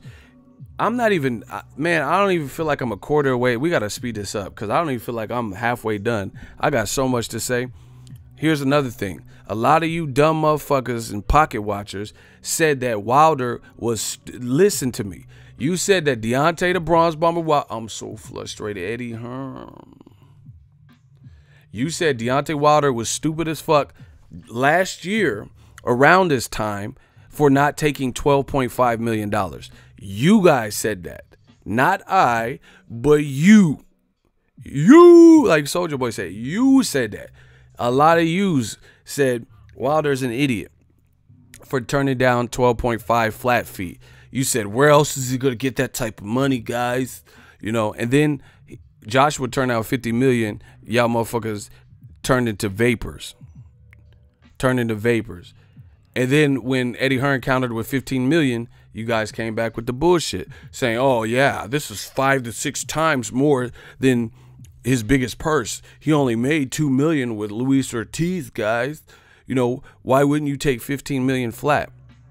Fast forward to a year later, he got offered more. They said DAZN wanted him for 3 fights. They said, we'll give you 20 million to fight Dominic Breazeale or whoever. So analyze this, people. Like, the level of stupidity is uncanny. Like, I have no other sympathy. I have no other way to describe this. This is why new media continues to win, because the level of stupidity is off the charts. It's off the chain. Like, what did Eminem say? I'm off the chain like Kayla Brown. Motherfucker, sucker, dick, shut the fuck up. It's off the chain, yo. It's Django Unchained. The D is silent. Last year, y'all told him to take 12.5 to 15 million flat. He can't get that money elsewhere. He'll never get that again. He'll be like Broner, turning down 40 million for Rock Nation. He's stupid. 5 to 6 times his biggest pay. A year later, he's getting offered more to fight Dominic Breazeale in the first opening DAZN fight. Hey, we'll give you $20 million for fight 1, which is not Joshua. So let me get this straight. The deal y'all told me that Wilder should have took last year for Joshua, all the marbles, undisputed, was worth 12.5 to 15 million. And you idiots said that was a good deal. But fast forward just a quick year later, around the same time, now he's being offered more money to fight Dominic Breazeale on their platform. You're going to offer him 20 million to fight Breazeale, but he could only get 15 mil? Like, I got to talk to y'all like Soulja Boy. Eddie Hearn said he good with numbers and 15 mil flat fee was the best offer that he could get. But then now DAZN said 3-fight deal, 100 mil, and he could get $20 million for Breazeale. Breazeale? Listen to what you guys are saying. I know it hurts. I know it does. I mean, I've never been there because I've never been this wrong like you guys. But I know it must hurt. I mean, I can sympathize with you. You guys sound crazy. You guys just said last year, all you UK fucks and, you know, man fans or whoever, you guys literally said Wilder was stupid for turning down $15 million. Literally said this, right? And then now DAZN's offering him more for Dominic Breazeale in the first introduction fight to the DAZN platform. If he would have took it, he could have got 20 million. So who's the real dummy? You guys are getting fucked up. He should have took 15 million for an undisputed fight with Joshua, which is a huge fight. You know. But then now DAZN's offering him more money. He's better off playing the waiting game. I wouldn't take that shit-ass deal. Y'all got it twisted. Jesse Wyatt, $10 super chat. When you are salaried or a flat rate, companies find more responsibilities for you to do. But when they have to pay you for your work hourly or a percentage, they look for reasons to decrease your responsibilities. Yeah, that's facts. Because Lowe's, they would be like, okay, get someone else to pull down that pallet. Because they knew they had to pay you overtime. They trying to cut that overtime cost down. Salary, they gonna make you do everything. So anyway, why Y'all said Wilder was tripping for not taking the 15 mil, the 12.5 mil. Now he's being offered more to fight Dominic Breazeale in a 3-fight deal. You know, so how is Dominic Breazeale fight worth 20 million for fight number 1 on Dazn, but Eddie Hearn could only come up with 15 million at best last year? So Wilder's smart, betting on himself. And the other thing, like I said, there's a lot of unknown variables. Let's say Joshua wins, but he wins controversially. I'm sure, and Wilder wins emphatically. You got to look at how those things could play out. Wilder, his star power is going to continue to grow, but if Joshua got a gift decision, then his star power, you know, he came to America and he got a decision that people perceive he shouldn't win. You got to look at that. So Wilder could demand more, ask for more based on the current climate of the heavyweight division.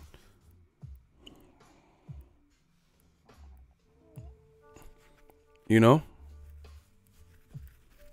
So he's better off playing the waiting game. He can explore his option with Tyson Fury, see what ESPN can offer him. I'm not even done. Let me keep going because I can't even stop. Other issue is this.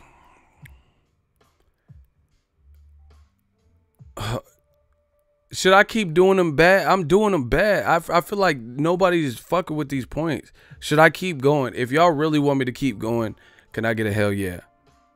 Tell me they're making more sense. I'm not even done. I still got more stuff. This is all a freestyle. This is no teleprompter. This ain't scripted. This ain't a written. I'm freestyling this. And they have no answers. They flabbergasted. If y'all want me to keep going, can I get a hell yeah? But man, I'm not even done, bro. All right, Kerry Johnson told me to. Here's the other issue. Aside from everything that I just said, the other issue you got to look at is this. People are falsely like naming this Wilder ducked Anthony Joshua and ducked 100,000 million or whatever the fuck they $100 million. He avoided it and all this bullshit because they trying to lump him in with Joshua, his decision to not take the 50 million, right? But here's the thing. You guys have to understand, again, that's why I could tell a lot of you have never played with money and never been sought out, because I said this on Twitter. And, you know, I'm gonna actually go to my tweet. I said it earlier today. I'm gonna read my tweet because I liked how I worded it then, and I just want to keep it, you know, just consistent.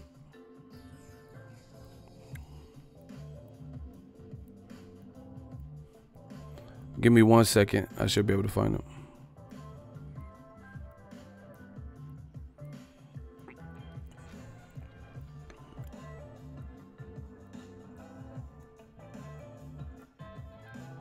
Look. I said, all Deontay Wilder needs to do. Hold on. I don't like competing with the beat. I feel like it's a little too loud. I said all Deontay Wilder needs to do is keep his stock high by doing what the fuck he's been doing. Winning and hurting people. Talking the talk, then walking it. If you're hot, then you're hot. Money will always be thrown your way. You think Drake never turned down a deal? I continue. Y'all getting body bagged and it's pitiful. Look at the times. Look at the, you know, we get some retweets and likes. Didn't Drake turn down a deal with Tidal and then get a lucrative deal from a nearly $1 trillion company in Apple? Didn't Cardi B snub this year's Super Bowl performance? You think Cardi don't get booked for shows? LOL. Y'all some broke bums and pocket watchers. Yeah, I said it. So let's unpack that for the fans. You know, I got to say it again for the people in the back. Again, Wilder just has to remain a commodity. He has to keep his stock high and do what he's been doing. That's it. That's what he, if you hot, you hot. It's undeniable. Nobody, you know, if you eat a ghost pepper, it don't matter what your race is, what your gender is. If you hot, you hot. That ghost pepper is going to be hot. It doesn't matter, you know, how big you are. You could be 250 diesel. You could be scrawny. You know, those ghost peppers are just in general hot, or what, you know, whatever product, hottest, you know, hot sauces and all that shit. Right? That's it. The money's going to always be there. If you hot, you hot. All right, I'm putting this dude in the hot seat. I promise you I'm not playing with it. He said Drake was already the highest earning hip hop star. I'm not trolling. What the fuck does that have to do with anything, you in the hot seat? What does that have to do with it? See, when you guys say stuff like that, you make it sound like you coming for me. So come for me all the way. Don't try to creep in. What does that have to do with anything? It's an analogy, people. This is an example. Everything that I said makes actual sense. Wilder's a hot commodity. He just hit the ESPN top 100 athletes list, and he's a couple paces behind Tom Brady. He's over Canelo and Golovkin. He hit higher on that list in terms of Google searches and all types of shit that they put into the machine to determine who's the hottest right now. So now you in the hot seat. Carl Charlie. What does your statement have to do with it? Exactly. He said, Carl Charlie, you missing the point. This is what I'm saying. They always, like, I make a point. I feel like it makes sense, and they always try to come like, oh, yeah, try to correct some. So let's hear what his argument is.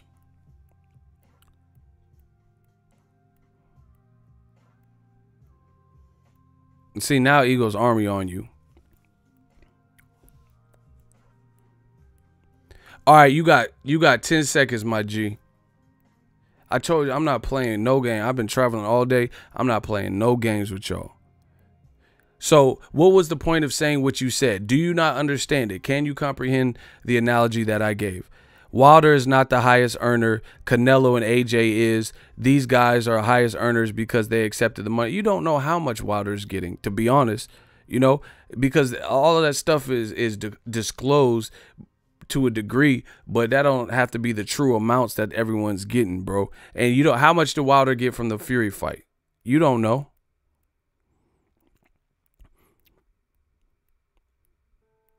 And see, bro, you can't beat me. You should have just waved the white flag. You said, oh, he's actually the hottest hip hop star. I also use Cardi B in that example. So if Drake's the hottest, then it can't be two hottest. Cardi B still applies. See, they want to get sidetracked and they try to confuse themselves. What is your rebuttal? So you said, oh, Drake is the highest paid. Okay, I also use. Yes, okay. Now he says, yes, I understood your point, but it's about of a false equivalent. How is it a false equivalent?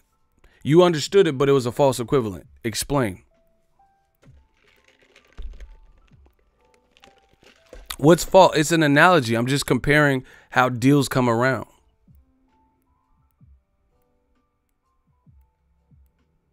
How's it a false equivalent? What the fuck does that even mean? See, that's what I'm saying. These dudes want to sound smart, but what they won't do is get on their own channel with the screen names that they already have and do what I'm doing. If you know so much, then you do it. You make it. You do what I've done. You cover the fights. You do videos, and we'll see how you grow with your thought process. This is what they don't want to do. They always want to coattail somebody else's work. Yeah, and that's the thing. Nobody even knows what Joshua makes anyway. We don't even know how many people are on Dazn right now. So you getting buried, Mr. False Equivalent. Kane said he can't answer my question, so I know he can't answer. He said throw in the towel, Carl. Nope, it's beyond that. If he dies, he dies. I'm on some Drago shit today. You have 5 seconds. I'm not holding up this stream for you. Ego's hunting you. If he dies, he dies.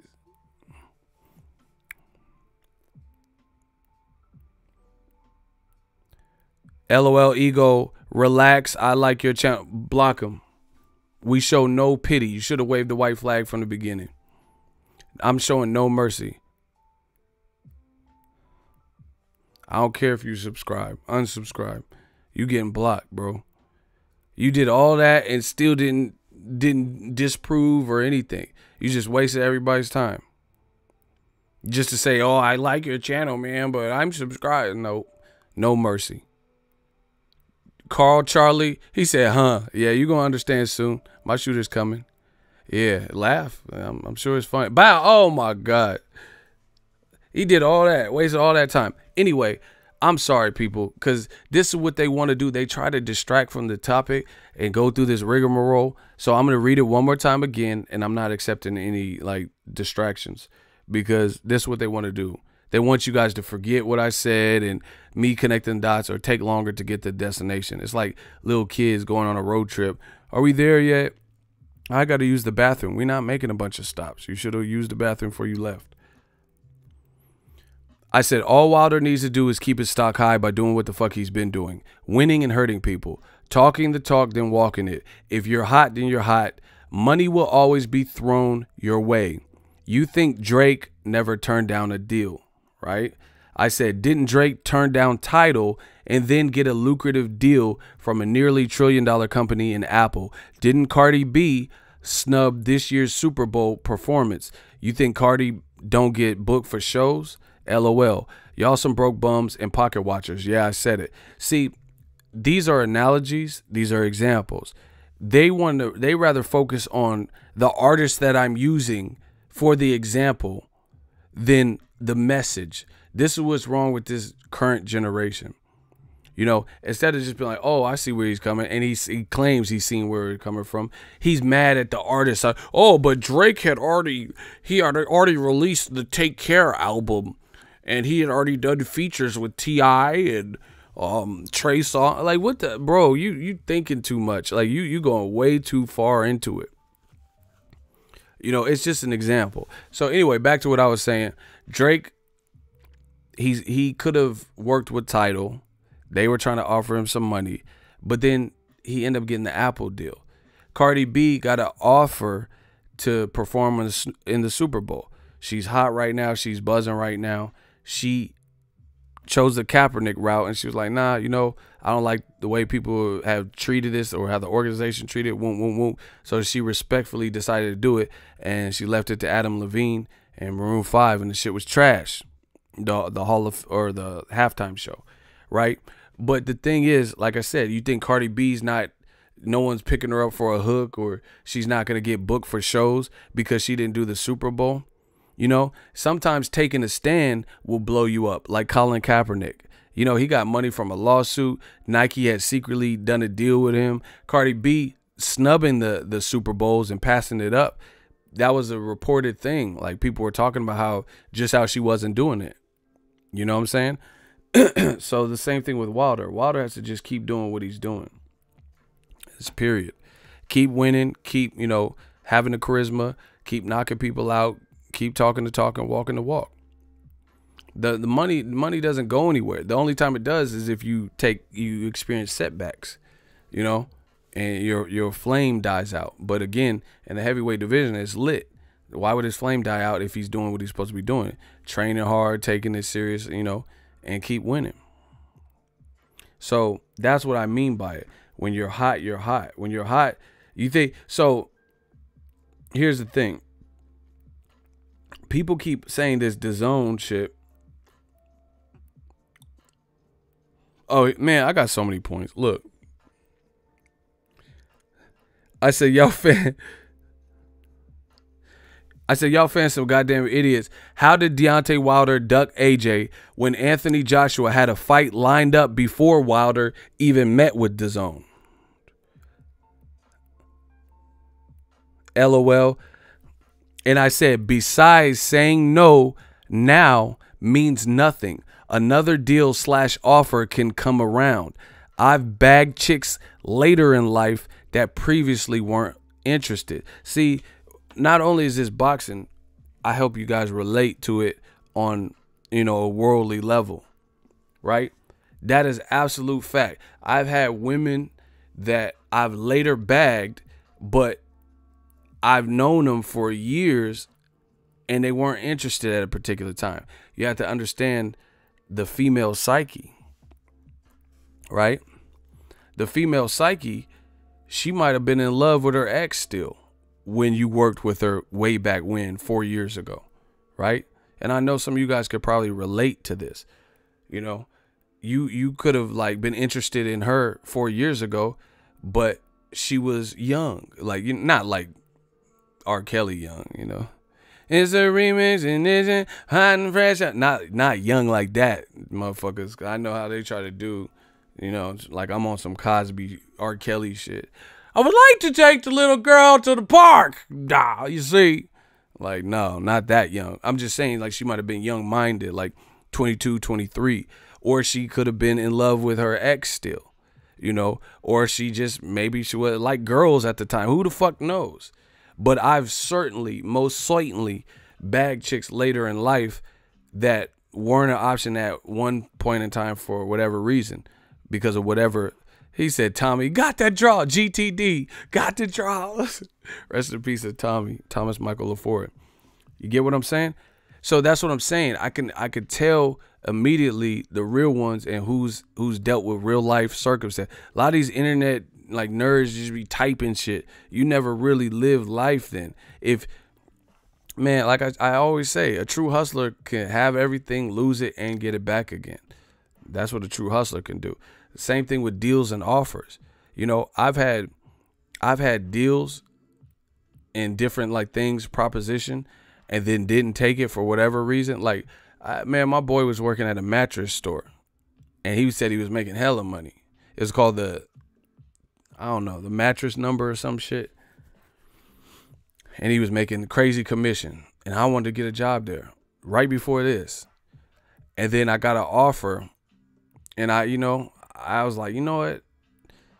I just left Best Buy. I want to push this boxing shit. Guess what? Best decision of my life. Because, you know, who knows? Had I been working at this fucking mattress place, you know, maybe I'm too tired and don't have time to focus on my boxing shit. I'm so glad I didn't do that. I don't want to work at no fucking mattress place. You know, now I don't have to work at a mattress place. I just watch people get put to sleep. Get it? Bars. You know, I get to cover boxing. That's way more, you know, up my alley. You know, I get to travel. So again, if you're hot, you're hot. You have options. This shit doesn't really go anywhere unless you take, you know, major hits. Like you do, you know, Ray Rice or something hit your girl, domestic violence, or, you know, the BLT community. You attack them or something, they, you know, mess up your profile, or you lose. Like in the world of boxing, you lose. Stuff like that. But if Wilder keeps doing what he's doing, you think people act like because he didn't accept the deal right now, then, you know, he just said he didn't like, y'all act like he went to the Dazn office, right? Heard what they said and then cussed out John Skipper, flipped the table over and, you know, punched John Smith, or, you know, or what, John Smith, whatever his name is, John Skipper. You know, he flipping over tables and paperwork, knocking shit off the shelf, and like something that would be like irreconcilable, excuse me, or something that would be like you burned a bridge. He didn't burn no bridge. He met up with the people. He heard what they had to say, and then for the time being, he took this deal. People will keep running around. Like I said, deals are deals. Like, have you taken every deal that you ever, like every job that was offered to you, you took it no matter what? You get what I'm saying? Like, I used to work at Lowe's too. I had hella jobs. You get what I'm saying? You could play. Bottom line is he's at a position where he's sought after. He's a knockout artist. He talks the talk. Joshua is boring press conference wise. You know, he don't really do nothing press conference wise. Wilder is exciting in the ring, whether you want to say he lacks technique, all that shit, whatever. He knocks people out, and he's exciting at the press conference. You get what I'm saying? So people act like Wilder, like he pledged his life to a gang, like he just became a blood or something. Like there's no getting out of it. He didn't accept the deal right now. He's gonna play the field. He's gonna, you know, See what's up. See what's next. See when the dust settles, what happens in Joshua's next fight. How's he going to look? Who's Tyson Fury going to fight? You know, is Dillian White going to ESPN? And there's nothing wrong with that. See, the reality is this.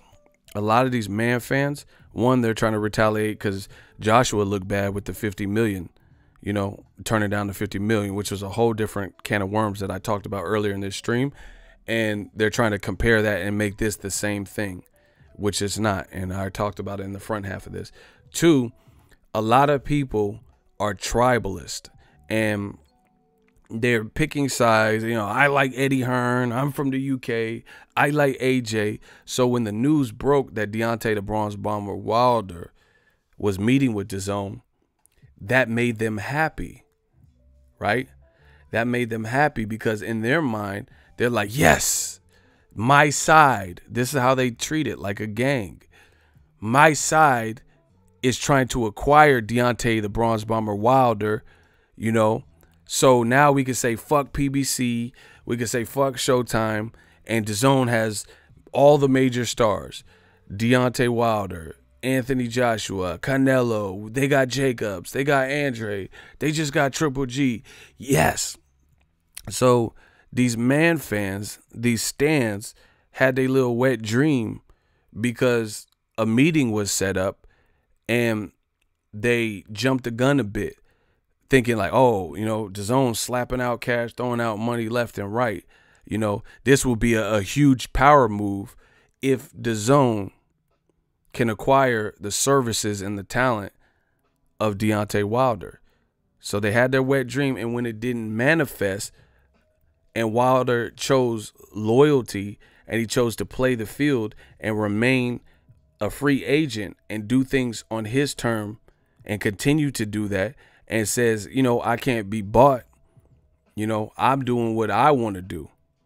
Now they're pissed off because he didn't take the deal, because they thought this was going to be like a death blow to Showtime, to PBC, to the other side. Because once again, they treat this like a gang.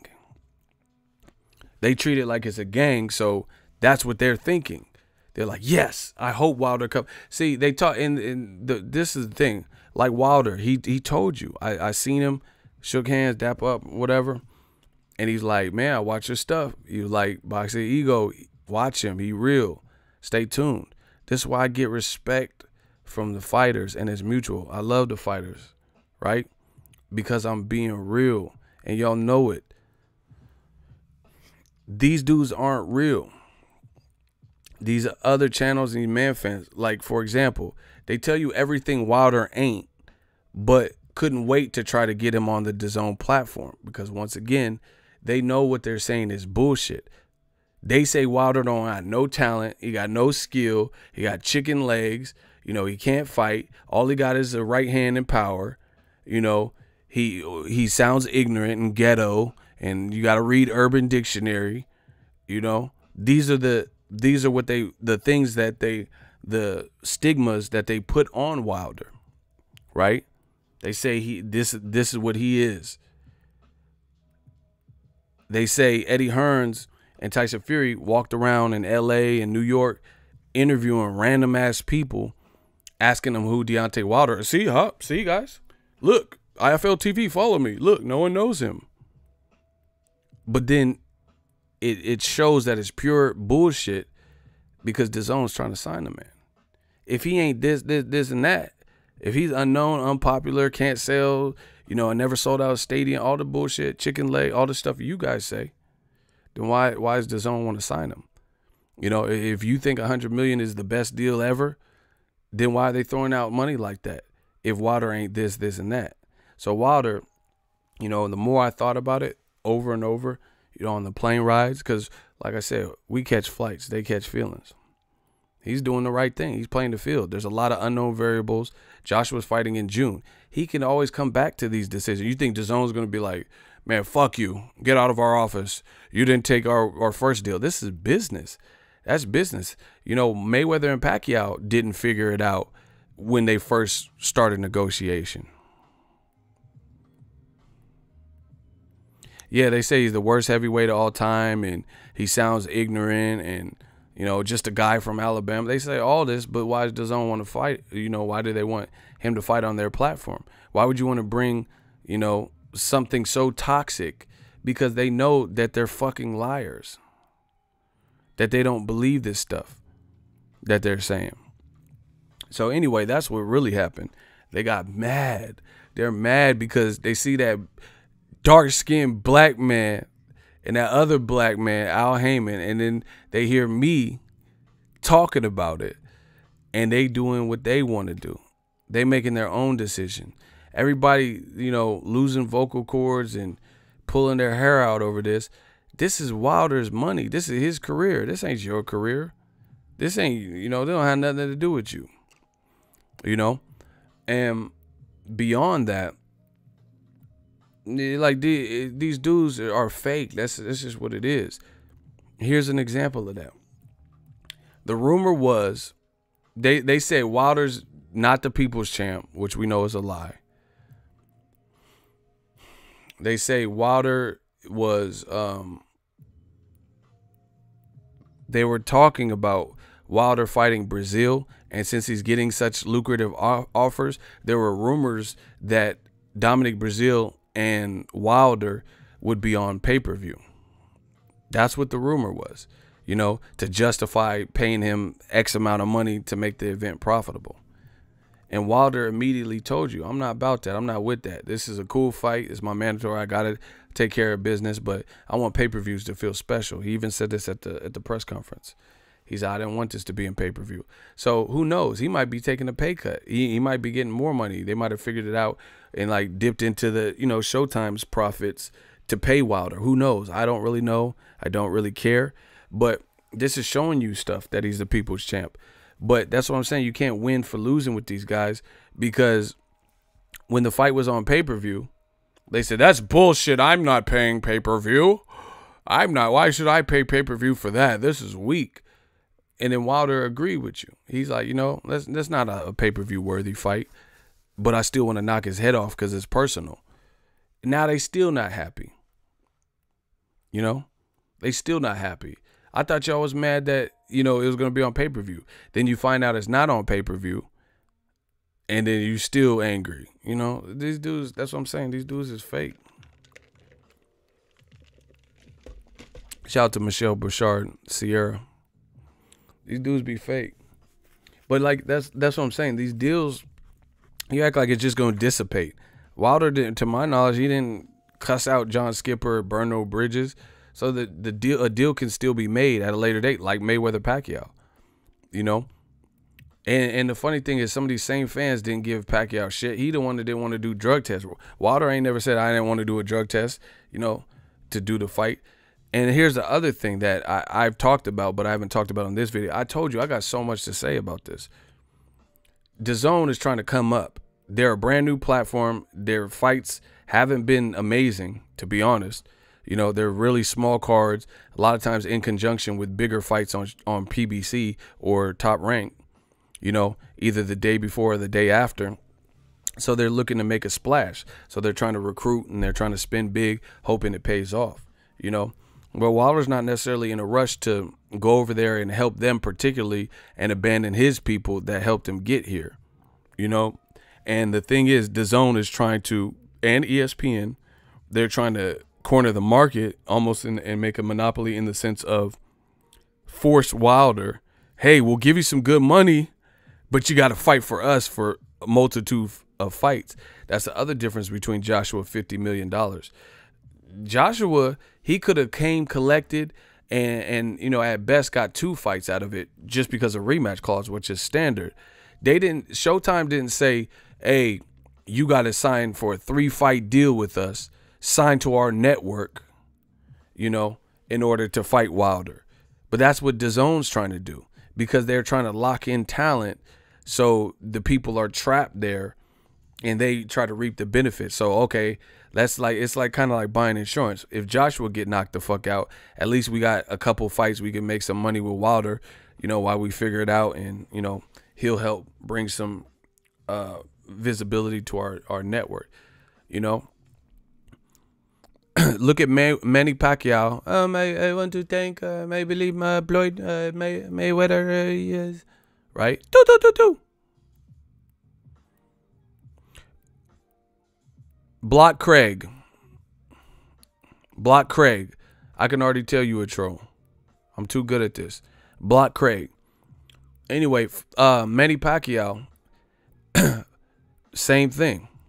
When he was fighting Floyd Mayweather, when they finally got, negotiations, how come Mayweather didn't do that? Say, Pacquiao, if you want to fight me, you got to come to Showtime and fight 3 fights with me. Or you have to fight 3 fights on Showtime. You see? Why didn't he do that? Jesse Wyatt, he's $5 super chat. Appreciate you. He said Master P was broke, was offered $1 million for his record label, and he turned it down. He bet on himself, did his research, and he turned it into $375 million. I'm so glad you reminded me of P, because that's a great example. Exactly. I mean, look at, man, and see, you talking to the king of betting on himself. Bro, I get to these fights all by myself. I have no team. It's just me, and I have one writer. I have no help, no assistants, no editors. It's harder now, but I'm willing to do the blood, sweat, and tears. I told you, I ain't never had no multi-channel network. I'm not signed to nobody. Nobody gets a cut of my money. What? So you talking to the king of betting on himself. This is what I do. Dazn ain't never paid me to go cover no fight like they were doing to other people, which I know for a fact. Stop it. You talking to the king of betting on himself. But that Master P is a great example. True hustlers, independent hustlers. There's other people recently too, like Chance the Rapper. I heard he was getting offers. He didn't just take it. Play the field. Killer Elite. Block him.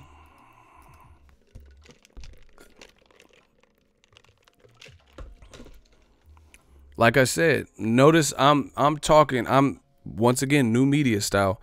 I've been on here 2 hours. I just got off, 9 hours of travel, different time zones, layovers, and I've been on here for 2 hours talking to the people, explaining what I think is going on.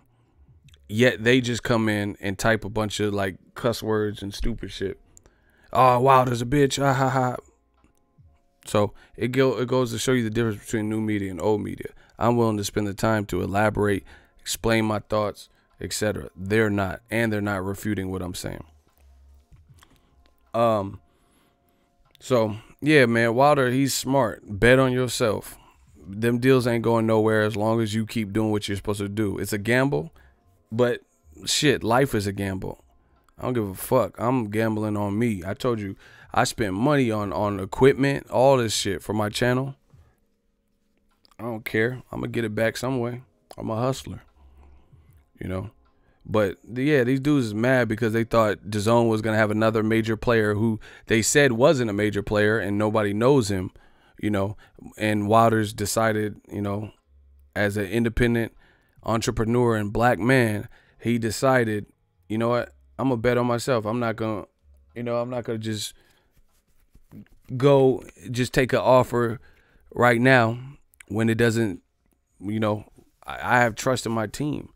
I see flaws in this potential deal. And then beyond that, I heard that Joshua was not even like, that was just the game plan, but it wasn't nothing in writing that he was gonna get Joshua.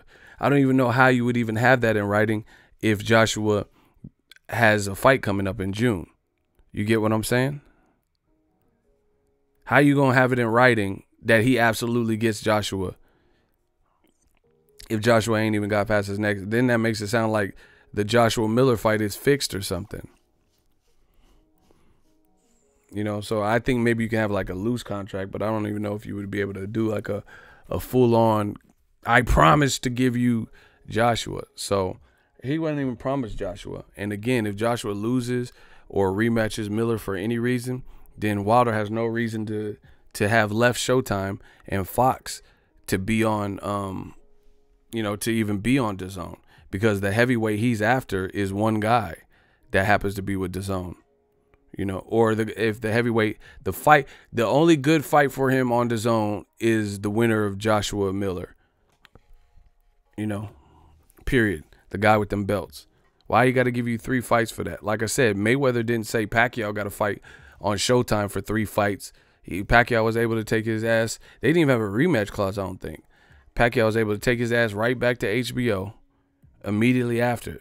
But see, Dazn's trying to lock up Wilder, so that's insurance, you know.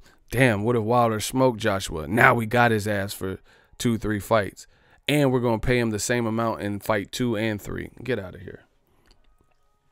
More than meets the eye, people. More than meets the eye. You know, it sounds good because of the money. You know, anyone hears 100 million, they're like, wow. BBC Boxing will now join. Time is my season. I've been telling people I've been walking in my manifestation, so everything has been great, man. I can't complain at all. Deontay, man, you know I care about you a lot. Look up to you.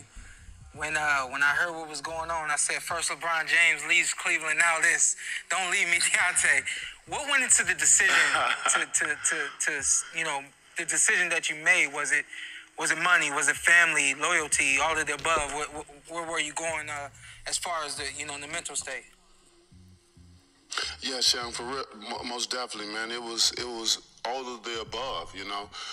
When I think about myself, I just think about all the hard work I've put into this in my entire career, from, you know, from where I started, from how I started, to where I am now, and where I'm telling myself where I'm about to go, you know. When I look at my situation, look at my career, man, it's always been about me. It's always been about I had to promote myself. I had to get myself out there. I had to keep winning. I got to keep knocking guys out. I'm the one that have to raise my profile. I'm the one that had to take less offers and stuff. It's always seemed like I was the one that have to do everything. And now in my career, it's me that I'm betting on myself. I'm taking charge of my own career. You know, and there's nothing wrong with a person betting on himself. I'd rather bet on myself than put my faith in the hands of someone else that I don't know where my career may end up in. But I know if I bet on myself, I know I can dictate everything. I run everything. I'm the boss of everything, and that's the reason I chose the decision that I chose. Let me tell you, man, we've seen that in the NFL now, MLB, NBA, and now Showtime, man. Congratulations with that. My man, thank you so much, brother.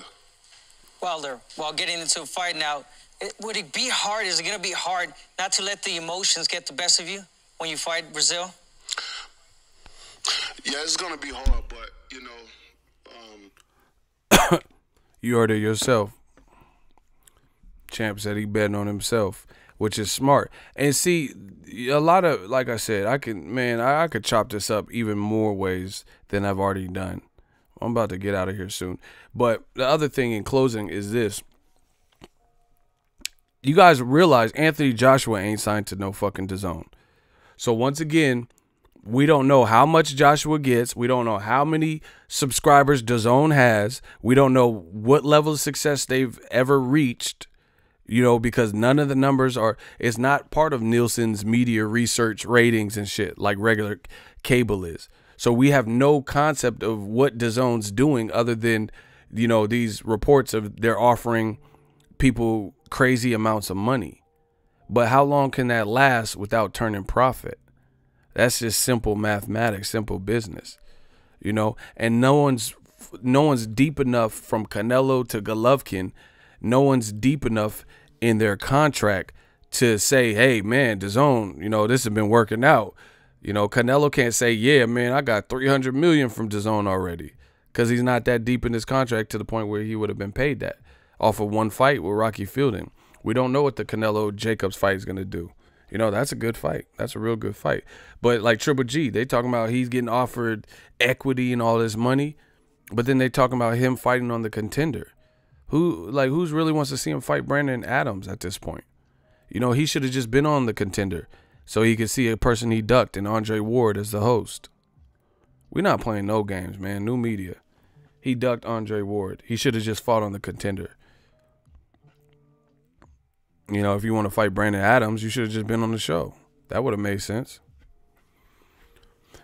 The other thing is this. Wilder speaks independence, can't knock that. Who don't want that? Facts. That's what I'm saying. That's like my channel. Like me, I go to the fights and I give you guys the content. I do what I want to do.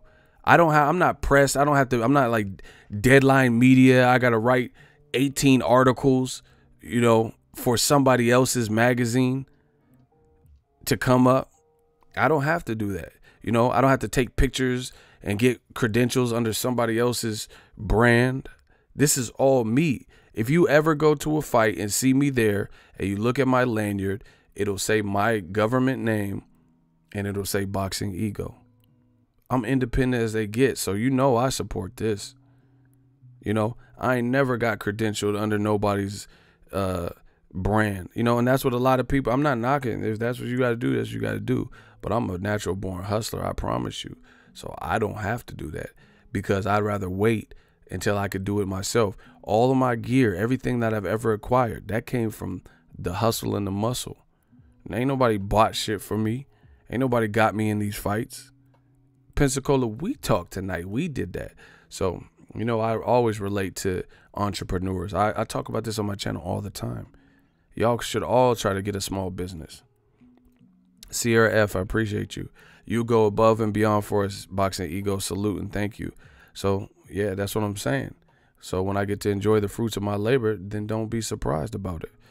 Because I did it the hustler's way, the independent way, the entrepreneurial spirit. Like I said, I don't have to go to a fight and have someone tell me, man, take a picture of this, take a picture of this. Interview this person. Send me 40 articles, right after the fight. I ain't got to do that. I work for me. I wake up when I want. I go to sleep when I want. I do a vampire stream. I do what I want. Not like, in a disrespectful way, like I own the Barclays or nothing, but I'm just saying I'm my own boss. That's just what it is. So I'm not mad at Wilder. I'm not mad at Wilder at all. Because, like I said, the timing too. If Wilder signs and then Joshua loses, then why is he over there on Dazn? Because he really went over to Dazn trying to nail the Joshua fight. And that's why the whole ducking notion sounds stupid. But once again, they tried it. Joshua did duck the $50 million, really had no justifiable reason. Oh, I want the fans in the UK to see me. Okay, that's cool. Why are you fighting in America now? Oh, April 13th. Okay, why are you not fighting April 13th anymore? Completely different situations. Plus, Joshua was going to be involved in a massive pay-per-view and get a percentage of the back end. Wilder's getting offered a flat fee for 3 fights and no pay-per-view. Right? And this fight deserves to be on pay-per-view. Like Shelly Finkel said when I was right there and we were interviewing him. He says, when Wilder knocks out Joshua, we want millions of people to see it, and DAZN just doesn't have that right now. And if they do have it right now, why won't they release the trends, the numbers, anything? I have not heard any numbers, any positive stats, any, anything from their reach, their impressions. I ain't seen no screenshot. I ain't seen nothing. So, it would be a ghost mission for Wilder to go there. And to me, that's an even bigger gamble than sticking to what he's on. Because like I said, the deal, it's not out of the question. It's not out of the question for the fight to still happen later today. People are acting like he ducked. DAZN, and I told you, like, bro, this is like I said, it's like child abuse. It's too easy for me. The other thing is this.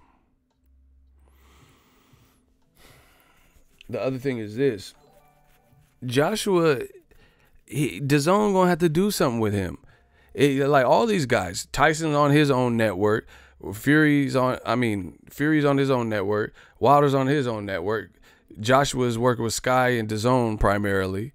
So something's going to have to give. So, they're going to have to make the fight. Who the fuck is Joshua going to fight? Joshua Miller, okay, that's solid. Cool. If Dillian White goes to ESPN, who's Joshua going to work with in-house or with a promoter that works with DAZN? He going to end up having to fight like Kubrat Pulev or something that has a Bulgarian promoter and he's not tied to any of the major, promoters like Top Rank, ESPN, Showtime, Fox. You get what I'm saying? So at the end of the day, you know, these dudes are going to have to figure it out. So why does Wilder have to commit, but AJ don't? Wilder got to commit to 3 fights, but AJ doesn't have. Ask Eddie Hearn if AJ's next 3 fights are contractually committed to DAZN, and he'll tell you they're not. So Wilder got to commit to DAZN, but Joshua don't. And you don't even know what Joshua's making. So 100 million sounds good. 40 million for 2 fights. Oh, cool. But it's more than that. You got taxes and stuff, and everything's about context. Yeah, 40 million sounds great, but what if Joshua's out here making 150 million? So he making 110 more than you? That ain't right. You know? So somebody got to start speaking on these numbers. And that's why percentages would help. If you get a percentage, if you're getting 40%, you're getting 40% of what this is earned. And you can, you have to, I'm sure they have ledgers or some way to track this shit so you'll know what you're getting. As opposed to Joshua just getting this fucking phantom number that nobody knows to this day. To this day, nobody knows how much Joshua really makes. And then Wilder's just being thrown a number. Fuck that. Bet on yourself, Wilder. You're doing the right thing. Bet on your motherfucking self. Why would you just take a number because they threw it at you and it sounds good, And, man, you got to make these companies pay. Nobody knows how much nobody else is getting, and they just throw you a number. Hell no. We don't know no trends. You're not a proven commodity. DAZN ain't been around even a year in the boxing world. And we just supposed to take a deal. Fuck that. That don't even make sense, bro. That's like me selling my channel just for a number. And then someone else has total control over it. Fuck that. I make more money in the long run running my own shit. So they would have to really, really cash out to the point where it's like, this is a legendary cash out. Like I said, there's too many unknowns. If Wilder wins by first round knockout and beats Brazil and then beats Joshua another first round knockout, why he get the same amount in the third fight that he gets in the second fight? How does that make sense? It's just none of this makes sense. None of it makes sense. And here's the other thing. Oh, yeah. Is Ronald... Hey, is that the real Ronald Finkley, though, Kennedy? Yeah, I forgot to give him his wrench back. But is it the real Ronald Finkley? Kennedy, check before... Because these motherfuckers is impersonating y'all. So check to see if that's the real one. He can have his wrench back. I'm not tripping. He was just hot-handed one day, and I forgot to give him it back. If it's the real... Kennedy, you brought it up, so you do the research and let me know.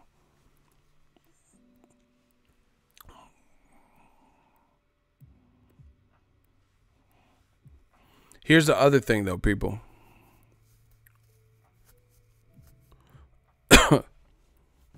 Well, Ronald Finkley, just let me know if you want that responsibility again. Anyway, the other thing is this. The other thing is this with this whole argument. People are getting on Wilder's head, saying, "Oh, you stupid idiot, you turned down DAZN." How many fighters turned down DAZN that are with Premier Boxing Champions? People keep saying Wilder's stupid and he's an idiot and he messed up. But Broner turned down PBC. Broner turned down DAZN. Eddie Hearn offered Broner, he posted the contract. It was like $2 million, $2.25 million, and then a third fight for like $2.75 million. Something like that, right? And Broner's like, man, AB ain't bringing him. And he did not sign to DAZN. Broner's very next fight, this motherfucker fighting Manny Pacquiao on pay-per-view, and it did 350 to 400 pay-per-view buys. So you tell me, like Errol Spence, he got offered something from DAZN and Eddie Hearn. He said, nah, man down. I'm loyal to Al. I like Al. Al cool. Al put me in. Man down. Right? This is what Errol said. This motherfucker just sold out Jerry's World well, not sold out, because that shit was fucking big. But, did 50,000, and they're saying the pay-per-view's tracking 350 to 450, whatever, right? He didn't sign with Dazn. The Charlo brothers, they got their own promotional company. This black man, Al Heyman, is teaching these young fighters, a lot of them are minorities, black and Mexican, black and brown, right? On Premier Boxing Champs, how to be business moguls, explaining to them the business, showing them that they can make money in this game if they stay on the right track. Gervonta Tank Davis, he got offered something for Dazn. He didn't go. So once again, everybody's mad at Wilder, for the current time or whatever, but none of the PBC fighters left, and it hasn't been proven damaging to their career. Like, okay, Tank came out to fucking Michael Jackson dancers and zombies and all types of shit, and then Tevin Farmer fought the day before Errol Spence Mikey Garcia fight. And some people didn't get to see it because they were, like me, covering Fight Week. You get what I'm saying? So, once again, DAZN's not a proven, commodity. Now, you can say, oh, Wilder got offered more money than them guys or whatever, but I don't know what everyone got offered. But it hasn't been proven to be a horrible decision. Errol Spence is balling. This man just put on Twitter, yeah, I'm about to get that back end. Yeah, I'm about to back in the driveway and then pick up my check, my back end. He about to get his back end money. What? So if DAZN's that popping, that's what's up. But it hasn't been, Deontay Wilder's not the first person to turn down DAZN. Mikey Garcia, another person. I mean, he got whooped up by Spence, but I'm sure he's making good money. He made good money with the Spence fight. People respect him for challenging himself. So it really hasn't been proven that turning down a DAZN offer is career suicide. So I think Wilder's right to bet on himself. I think most of the PBC guys are doing that, and it looks like they're doing well. And see, a lot of this, I'm really done right now, because I was about to say, a lot of this money talk, if Wilder is happy with whatever he's getting, at least publicly what he's saying, then why the fuck do you care? When did boxing get to the point where you care about another man's, comfort level? If he feels he's being compensated and taken care of, why the fuck do you care? Especially more so than the actual fights. You get what I'm saying? Do you think Wilder is stupid? Like, if Wilder was getting played and he don't feel his team had a vision, you don't think he's going to stand up for himself? So obviously he feels like that he has the right. You don't have a team if you don't trust them. You know what I'm saying? They obviously have a vision board or some kind of vision for whatever the fuck they're doing with him.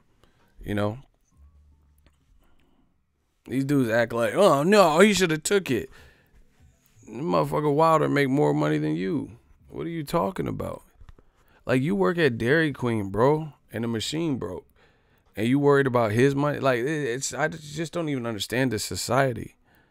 I don't understand how this is something that requires me to be on for 2.5, 3 hours. But I do it for the fans because people want me to talk about it.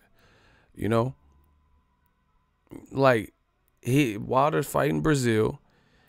Whatever they told him or whatever they're giving him lured him to stay on Showtime. That's his decision. It's a done deal. And once again, like I said, DAZN is cool. It's an interesting concept. But I heard no stats from this shit. How much did Walter Katandakwa do? How much did Artur Akov do? How many people are jazzed for Andrade versus Maj Selesky? You know, Tevin Farmer versus, he's from Philly. Tevin Farmer, that's my guy, versus Jonu dude. They said it did less than 5,000 people in attendance. It almost sold out whatever venue they were at, and the attendance was like less than 5,000, like 4,000 and change. Errol Spence just did 47.5 with Mikey Garcia. So it's, oh my God, bro, I gotta get to this money. Ambition is everything. $5 super chat. Salute ego. Keep killing them stands. I'm bodying them, and they know it. That's why they haven't really even showed up too much. Here's the thing. Here's the thing, people. You know, I don't know if it's like you just, like some people feel better if a Caucasian or a white man says the things, like blonde, you know, blonde hair, blue eyes or whatever. I don't know if that makes you feel better, but the actual factuals are this. Al Heyman has a more decorated jacket and body of successful, monstrous, blockbuster boxing events than these other guys. Period. Especially having Floyd Mayweather, because he set really all the records. Right? Eddie Hearn, good talker, you know, good promoter, stuff like that. He doesn't have events that are grossing what Al Heyman events have grossed. So it's so funny for me to see that, you know, people like talk about this DAZN shit. DAZN has not accomplished anything near, at this point, anything near the revenue generated for events that Al Heyman is involved with. Drake is probably the biggest hip hop artist. His last album, Scorpion, had an Al Heyman shout out. You think this man don't got money, you stupid. This man Drake said, Al Heyman checked all of my events. Yeah, I would run it through the 6 with my woe. Me and Al Heyman go way back, you know. None of them doing bad anyway, you know. This man shouted out Al fucking Heyman, bro, and they looped it at the AT&T Stadium. They ain't slick. The DJ was like, Al Heyman checked on all of my event. Yeah, oh, and they was looping it. Al was in the back laughing and shit, eating a Snickers bar and movie theater butter on his popcorn. Once again, Eddie Hearn don't got no events. Like, DAZN ain't got no event. And what's DAZN's biggest event? Get the fuck out of here, bro. Y'all sound stupid. Y'all sound like some like real life corn dogs. What name an event that DAZN has put on that's bigger than Mayweather Canelo? And that's not even Floyd's biggest fight. Mayweather versus Oscar De La Hoya.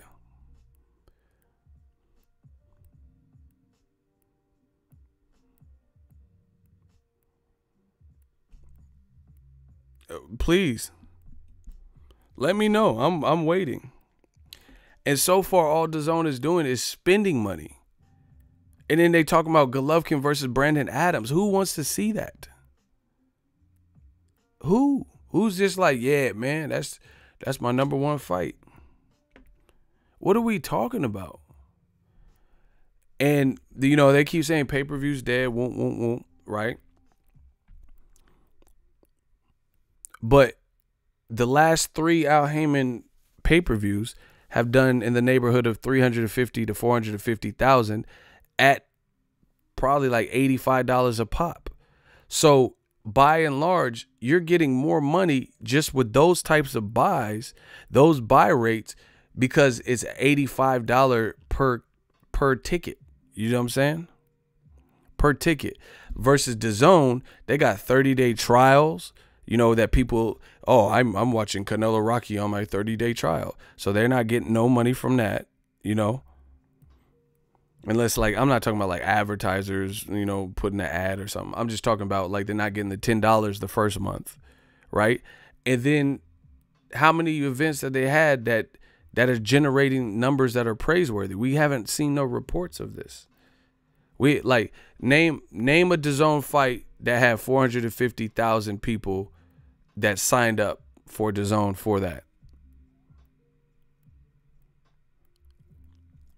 Shout out to Victor. I agree with you. He said Canelo Jacobs will be DAZN's first dope fight. He said you making him mad, ego. Hashtag suicide watch. I'm just a real person. Name the DAZN fight card main event that you believe 350 to let's say 350 to 425,000 people purchased outside of a 30-day free trial, spent $10 for it. See Ronald Finkley clowning right now. He said crickets.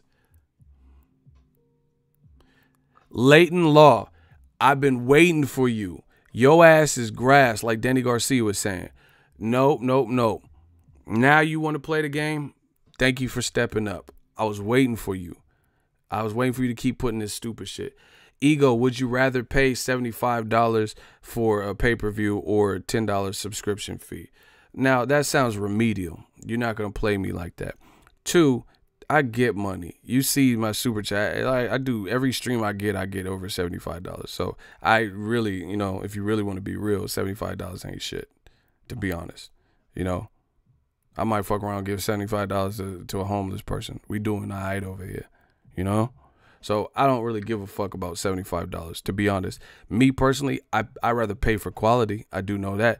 If I can go to Applebee's and get a steak for $12.99, or I could go and get a nice ass 12-ounce ribeye from an actual steakhouse or a Brazilian. Shout out to all my Brazilians. Get that Wagyu steak or go to a Brazilian steakhouse and get a steak. It's going to be $49.99. I would pay $49.99. And a lot of those steakhouses, the ones that I like, the expensive ones, that's just a la carte, So you have to buy the sides, asparagus separate, and the mashed potatoes. So really, I spend more than $75 on plates. And then don't let me take a date or something.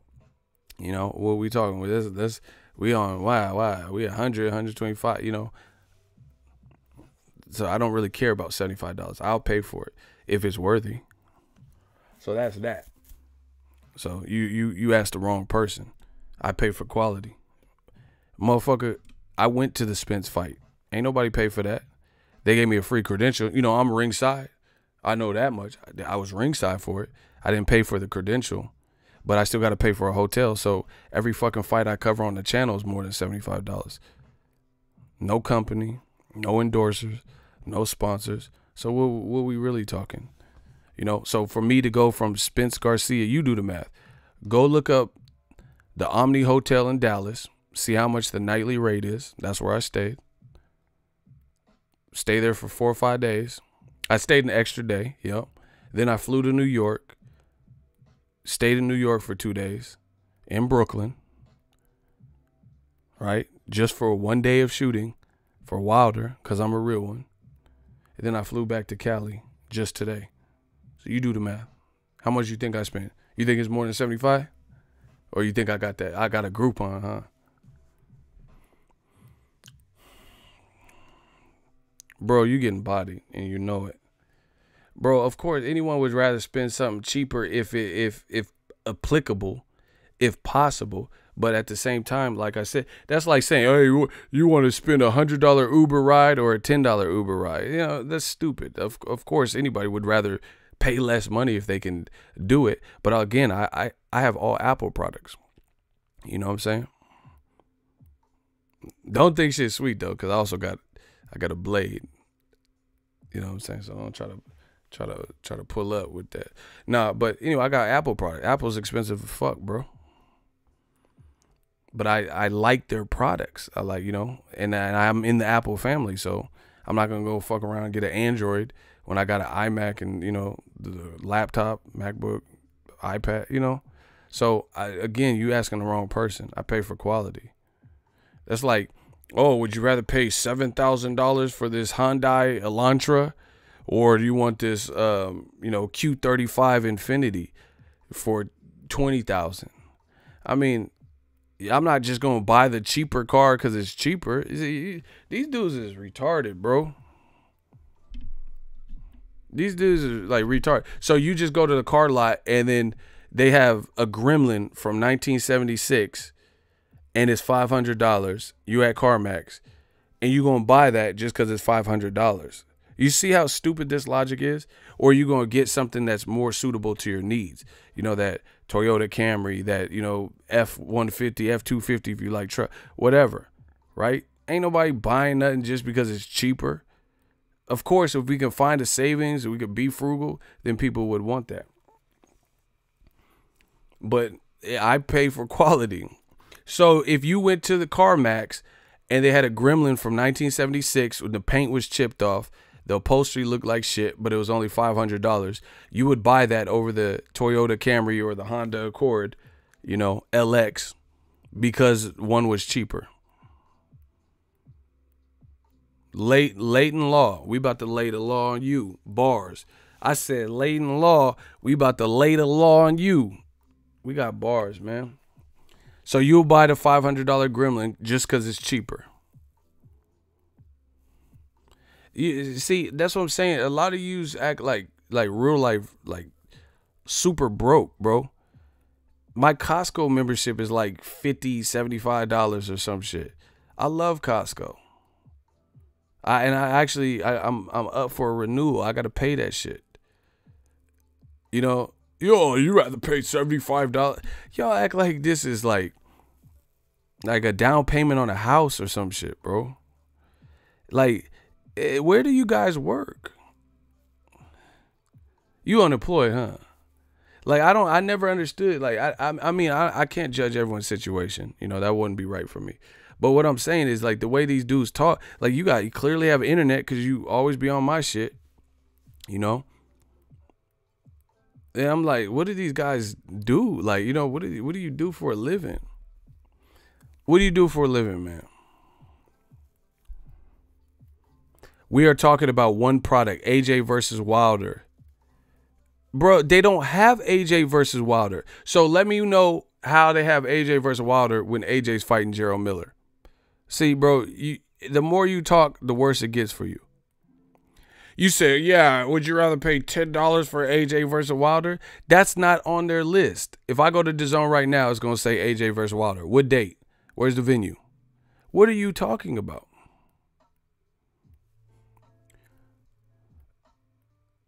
He said, no, I'm not unemployed. Where you work? I want to come visit you.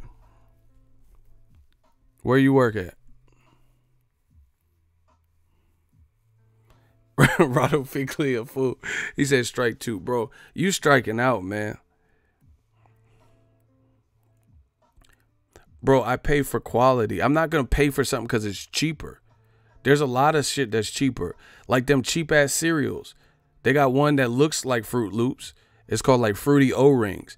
And then the parrots on crack. You know, Toucan Sam looked like he had better days. I'm not buying that shit when Toucan Sam look all sucked up like he on meth and shit. The motherfucker got scabs and Band-Aids and shit on his face, bro. I'm not doing that. Why would I buy that cereal? I'd rather just pay another $2.25 or whatever and get the actual name brand, you know, unless I'm in dire times. That's just who I am as a person. You know, I try to save money and I'm not trying to ball out. I'm not Floyd Mayweather, but you know, you can't get a Pop-Tart, the name brand.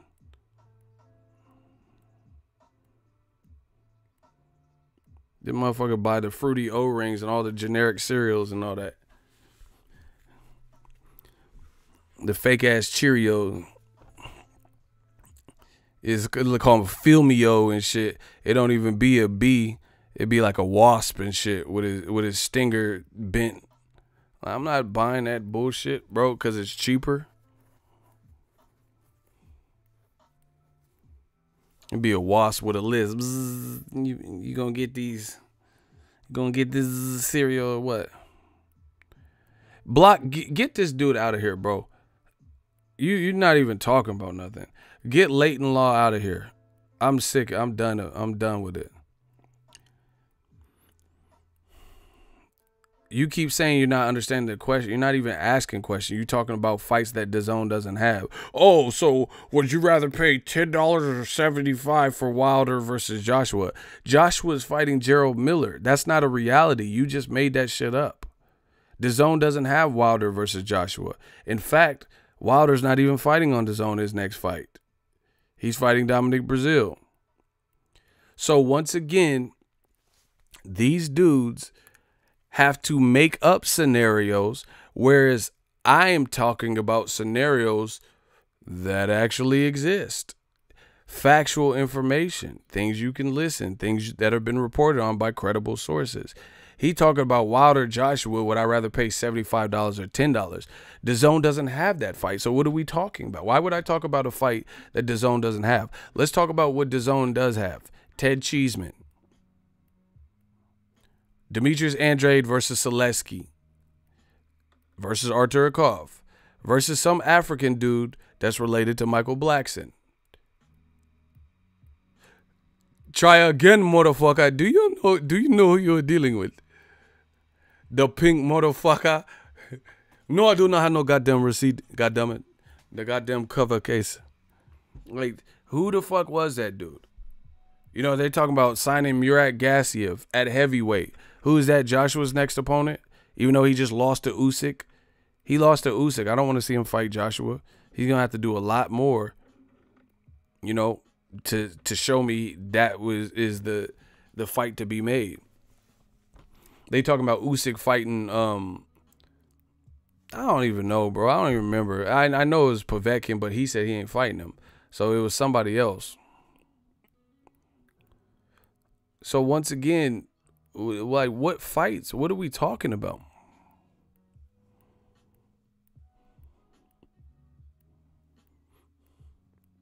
He said crispy rice. Facts. Fake ass Rice Krispies.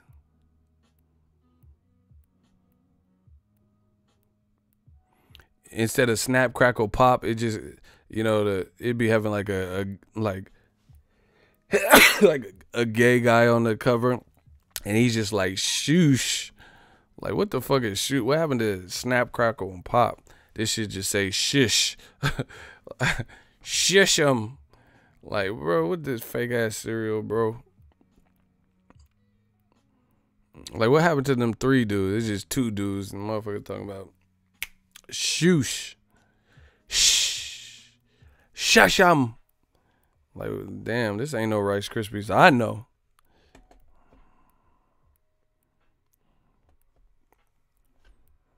Yeah, man, the Tricks Rabbit be like a real pimp with gold chains and shit. He got one gold tooth and shit. It'd be like, damn, you really got like tricks and shit.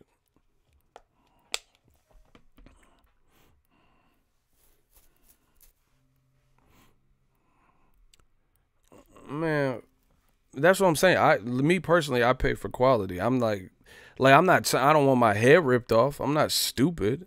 You know what I'm saying? I'm not like, I just want to pay for something and just, you know, just overcharge me just to be doing it.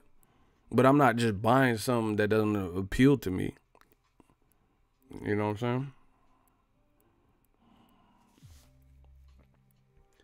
Like, people that I never understood that with this whole DAZN thing.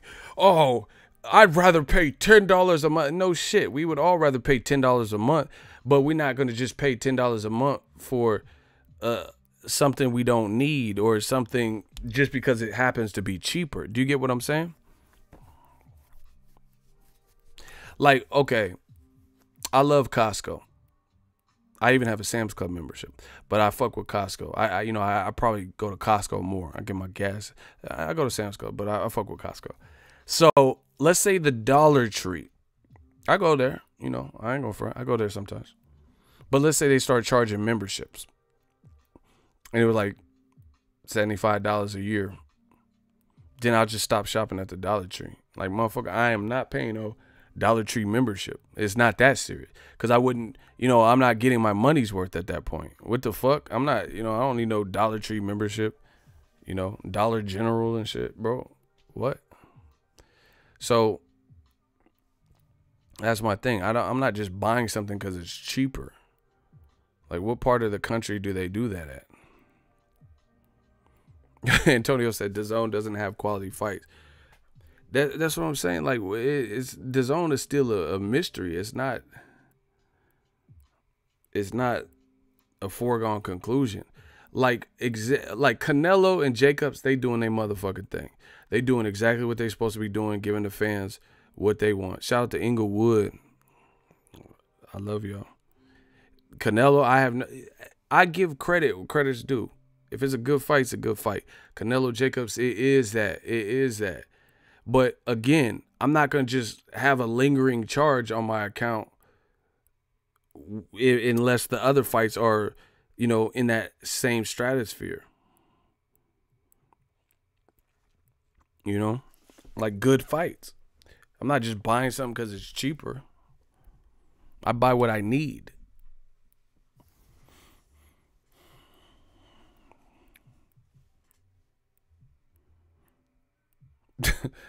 Hey, Quintez Turner going off. You know what I mean? I buy what I need. That's just all there is to it. People keep acting like, oh, it's only $10 a month. I would rather pay $10. Yeah, of course, we all would rather pay for it, but you also do what you have to do. Like I don't like if you come to San Francisco, come out here in the Bay, there's some places where you have to park. You have to pay to park. You know what I'm saying? Do I want to pay $25, $15 to pay to park? No. But I don't want to also be inconvenienced and not have a whip or have to park dumb far and go through the ends of the earth trying to find a spot that opens up that happens to be free, that happens to not be in a tollway zone, that happens to be nearby where I need to be. Do you get what I'm saying? Like, life is about necessity, and there's a lot of stuff that we pay for. It's not by choice. Like, every time that I go, because where I live, every time I go deeper in the Bay, like Oakland, Frisco, they have this bridge, this Carquinez Bridge. I got to pay $5 to come home. That's where I live, because I live on the outskirts. Like the last portion of the Bay. So every time I get home, I got to pay $5. Do I want to pay $5 to cross a bridge? No, I don't. But I got to do it. And then when you enter San Francisco, you got to pay $6 just to get in there and to go over the bridge. And the Golden Gate has another charge. So, again, nobody's out here arbitrarily paying for shit that they don't want to. But, what do I do? So, yeah, that's the thing with DAZN. Like, like I said, I don't have nothing against them. I just want to see the fights. I want to see the fights. I want to see good quality fights. Like, what's DAZN's next show? Don't say Canelo Jacobs, because that's not till May. Yeah, that toll shit be weak, bro. What's the next DAZN show? See, and this is the thing. DAZN's still trying to build up their catalog to the point where they just want people there. They just want people there, so they're trying to ball out and pay everybody. You got to get some of that money back. ESPN Plus is the better app for sure, half the price too. And it's a big win that they got the UFC because, I was watching me and a dude in the media when we covered the Broner Pacquiao we were sitting next to. So shout out to my guy. We were watching Broner Pacquiao, and then he had the TJ Dillashaw fight playing because that was the same night, and he was playing it from his phone. So that was like clutch. And then I heard TJ Dillashaw failed his drug test. Looking shaky, baby. He said, "Ego, nobody knows. I never know when a DAZN card is on." I'm not even trying to be funny. I'm not even bashing them. I'm real life being serious. Like, Like, it just feels different. Like, I know Lamont Peterson is fighting Sergey Lipinets next this week. Does DAZN have a card this week? I literally don't know. Oh, Ryan Garcia. That is the next card, March 30th. But I heard he missed his media day. I don't know why. DAZN had a card today. See, I didn't even know that. What day is it? A Wednesday? Are you lying, bro? He said DAZN had a card today. Big names ain't shit if you don't have nobody to fight those big names to make big fight. Preach. See, this is what I've been telling people. Is it like, that's cool, your starting lineup is great, but now you already have to face Canelo. You need traction on the app, so you're already putting Canelo in a dangerous-ass fight. You're putting him in a dangerous-ass fight with Jacobs. That could hurt his star power. If Canelo don't win, or if he loses and doesn't win, or if it's perceived, because Canelo's he's teetering on the edge of these decisions that could have went either way, always going to him. People are about tired of that. So, Canelo's going to have to win convincingly and win clean, especially with Errol Spence. He set the bar high because that was an elite level fight, two skilled guys, and he pulled away and showed separation. So we're going to start having to see some separation from our elite level fighters. Canelo is one of them. So I'm telling you, if Canelo controversially wins, or if he loses, of course, then that's going to hurt his stock. And DAZN's up here, they're going to have to keep paying him these monster paychecks. This shit could backfire immensely. All it takes is a loss. Same thing with Golovkin. You're going to either match him lightly and hold and preserve him, but then matching him lightly, what does that really do for you? Like, man, Golovkin versus Andrade, Golovkin versus Charlo, hell, Golovkin versus Derevyanchenko, or Golovkin versus a guy like that, Matt Korobov, right? Derevyanchenko and Matt Korobov, those would be acceptable. Those would be suitable, because obviously he can't fight Canelo or Jacobs rematch because they're fighting each other. They're talking about him fighting the winner of the contender who has 2 losses. You get what I'm saying? Like, I just don't see how that's I don't see that, droves of people signing up to some new shit if Golovkin fights Brandon Adams. I mean, hell, you guys let me know.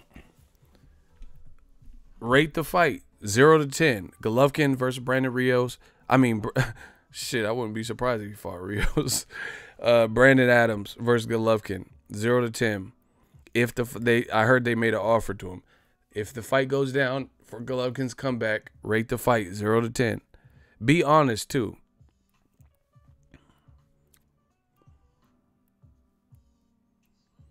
Shout out to Rock 4042, $10 super chat. Love your channel, bruh. Do you think it's more difficult making super fights with fighters signing with different networks such as DAZN, ESPN Plus, etc.? Yeah, it is harder, but it's only as hard as they make it. Somebody's gonna have to stop this pissing contest, dick measuring contest, and just work with the other person, and then everybody eats. So it is harder because of the stubbornness of the people in suits not trying to work with anybody else and keep everything in-house. -10, 2, Triple G versus Adams, not tuning in. I'd rather see him fight Rios, who just lost to Humberto Soto. 3, 4, Triple G versus who? Hey, see, my shooter is really with this boxer shit and said who? Brandon Adams won the contender. He beat Shane Mosley's son. The Andre Ward show contender. I didn't really watch it because I don't know if I have Epics. But yeah, he has 2 losses. I think he used to fight at 54. If I'm not mistaken, he lost by knockout to John Thompson, who's not a big puncher, and John Thompson lost to Liam Smith, who Canelo destroyed. Negatives, man. See, that's what I'm saying. Like, DAZN is they're splurging, but is this I don't know. I really I'm getting to the point where I feel like they've been out long enough. I really don't understand what the point is in loading your starting lineup up, but then putting them in with people like that. Canelo Jacobs, that's dope. We all know that. That's a great fight, right? But why is Triple G get off? Why is Canelo got to fight hard ass fight with Jacobs, but Triple G can continue what he did on HBO? Which is like, unless it was a big fight with Jacobs or Canelo or something, be fighting people no one wanted to see him fight. I don't see how how Triple G keeps getting these special privileges no matter what network he goes. Like, it's insane to me. It's insane to me. But again, that doesn't really help. If that's the actual fight, you know, they say him or this other dude, sriracha sauce or something. I don't even know these guys' names, bro. That's how you know it's bad. I watch boxing all the time. I cover fights, and they talking about he might fight sriracha sauce, kimchi, or some shit. You know, Korean cabbage, whatever. I don't know what this dude's name is, bro. They saying Brandon Adams. Wasn't that the dude from the movie People Under Stairs? Is that him? Brandon Adams, the one that played Fool. He was on The Fresh Prince, and then Ashley liked him. Wasn't his name Brandon Adams too? Is that the same guy? From the Wes Craven movie, People Under Stairs. I know it's a throwback horror movie.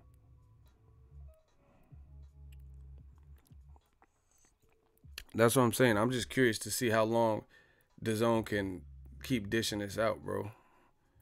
Dishing out these these paychecks for people.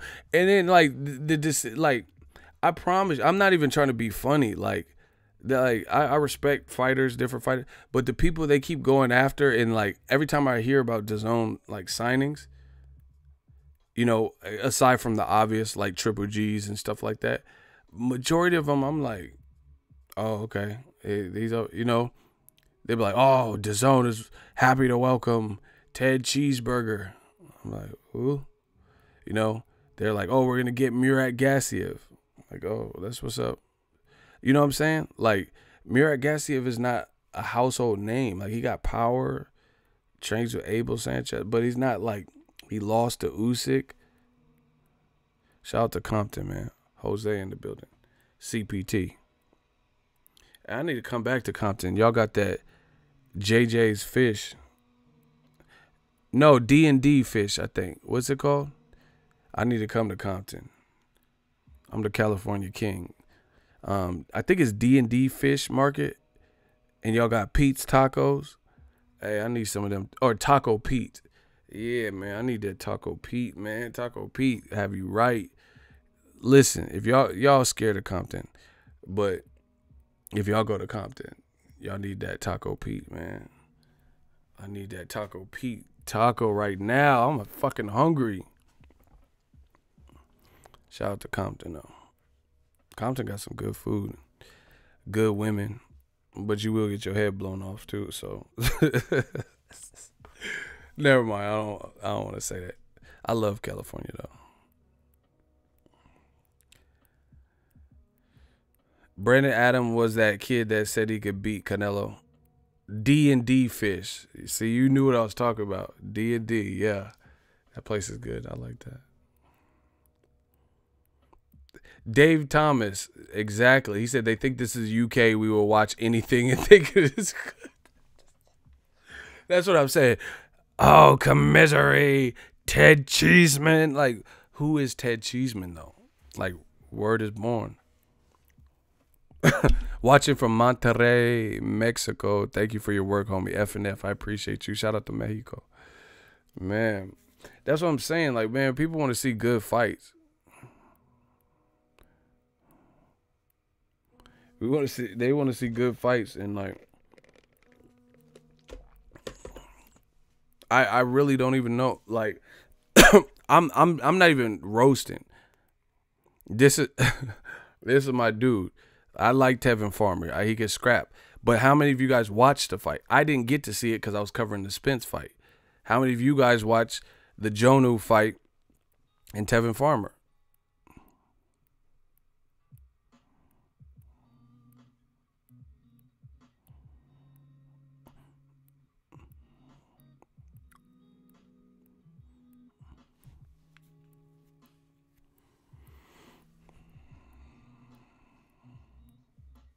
Who do you think Bud calls out after KOing Amir? Bud just wants to smoke. It's just a matter of can he get the PBC guys at the highest level? You know, like the top 4 or 5 PBC guys. I don't know. But I think Crawford truly would fight any of them. He said, I watched it last night. I watched it. How'd he look? I heard he looked good.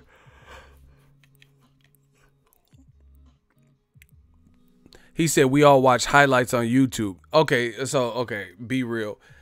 All right. Who watched it on Dazn? See, that's a totally different thing. Not watch it on YouTube because Dazn doesn't get credit for that. I'm talking about who watched it on the actual app. You know, if fucking, you know, Steve Irwin or who, you know, whatever uploads it on their YouTube, Dazn don't get credit for that. It's not even supposed to be uploaded by any YouTubers. Tevin looked bad. Really? I heard the opposite, bro. I didn't hear that. Someone said he looked good. I don't know. Unless you mean bad meaning good. I don't know. No, I'm saying who watched it on the Dazn. No, y'all trying to play games and shit. I watched it. And y'all watched it on Instagram or some shit. Oh, no, I didn't watch it on Dazn. Okay, Isaiah Felix did. Mir said he watched it bootleg. See, they got to step it up. They got to help the visibility. See, I'm telling you, these companies, a lot of them, they need to get, fuck the money. Having money is good. They need to get people in the game, bro. Like, I'm not even just saying this because it's me. I promise you. Dazn should have reached out to me. Like, people like me, you know, because I come from a creative, like, filming background and all types of stuff. They should have reached out to people that really understand, like, the digital market, like, to help, because you got to know the culture. The boxing is a small niche community. Okay, a couple of people watching on Dazn. Oh, fuck. Boxing is a small niche community, man. And see, like again, I'm just being real, bro. How many people are watching it because they just have it and haven't canceled it? You know what I'm saying? Like, eventually, if the fights aren't adequate, then that's not going to be good enough for people.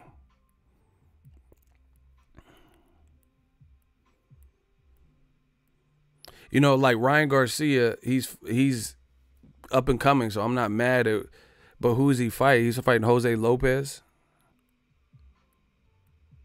Like, honestly, that's not the type of fight that, like like you. Okay, put it this way. Here's my point.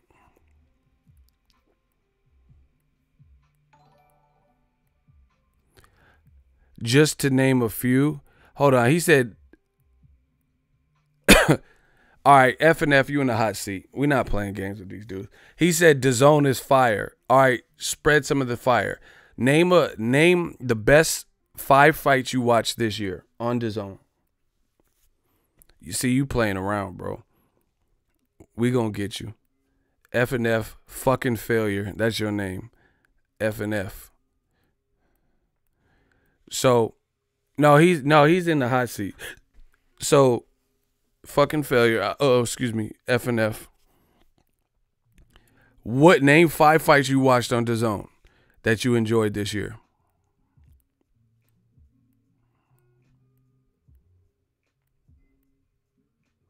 See, stop. You trying to look up their schedule and stuff. I'm talking about boxing fights. Since it's so fire, this should be easy for you. Just fights you enjoyed. No biggie. 5 fights you enjoyed. This motherfucker looking it up. He's asking Jeeves and all types of shit, bro. Oh, man. What is hey, Siri, what came on Dazn this year? Name 5 fights. See, you taking too long. You taking too long. You making me feel like you looking it up. Trying to just to make some bullshit up, bro. Hurry up. F and F. Canelo Fielding was December of last year, so that don't even count. See, I know this shit off the top of my head. I didn't say fights ego. I said the platform they had block them. You wasted everybody's time. Right? That's how I got to do y'all like that. Y'all going to be held responsible for what you say on my streams. You know, I put in way too much work. I've been on for 3 hours. The Stream King. I refuse to let y'all try to graffiti up my comment section with pure bullshit. He said the shit was fire, end of all. And he said something else. The plot is great. Not, you know, is a great. Dazon's great. Something to name a few. This shit's fire. I ask him a simple question of what you like, which is totally, you know, independent of your personal needs. And he says, I'm not talking about the fights. I'm talking about the plat. Get out of here. These dudes cannot coexist with us, bro. That's the complete waste of time. I asked you what you like. 5 fights that you like. Anybody else could do it. They could be like, oh, I like Dave. You know, if I said PBC, name 5 fights, you could say Errol Spence versus Mikey Garcia. I personally like the fight with F.A. Jogba and Amir Mansour. You know, anyone could do this. Keith Thurman, Jose Cito Lopez. You would be able to look at this year. Oh, I like Broner Pacquiao. You know, you would be able to look at the calendar and just start blurting out fights that you did like that have already happened. You know, but these dudes be playing games. Name 5 fights you like. Oh, I didn't say I like the fights. I just said I like how the app looked. Get out of here, bro. He said it was fire, but couldn't name 5 fights that he liked. You know, this is insane, people. He couldn't even name 3. He didn't even attempt to.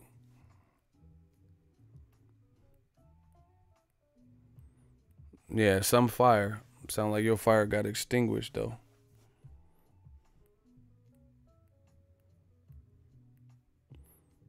Porter versus Ugos was your favorite from PBC. That was actually one I didn't really enjoy that much. I mean, it was cool, but I thought the styles didn't, you know, I expected more, to be honest. Just to be honest with that. I mean, it was all right.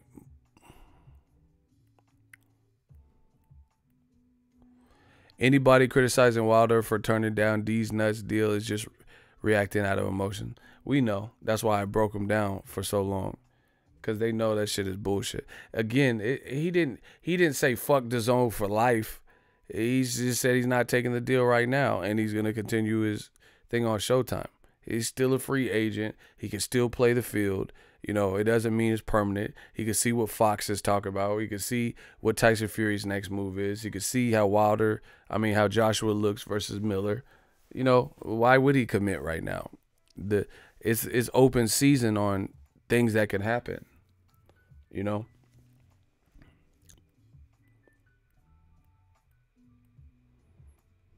Yeah, I like Thurman versus Jose Cito Lopez. That turned out to be more exciting than expected. Shout out to Kieri Johnson. He trying to piss y'all off. One more for the fire. You're a serial killer ego. These dudes do it to themselves. They say all this dumb shit and they know they don't believe it. You know?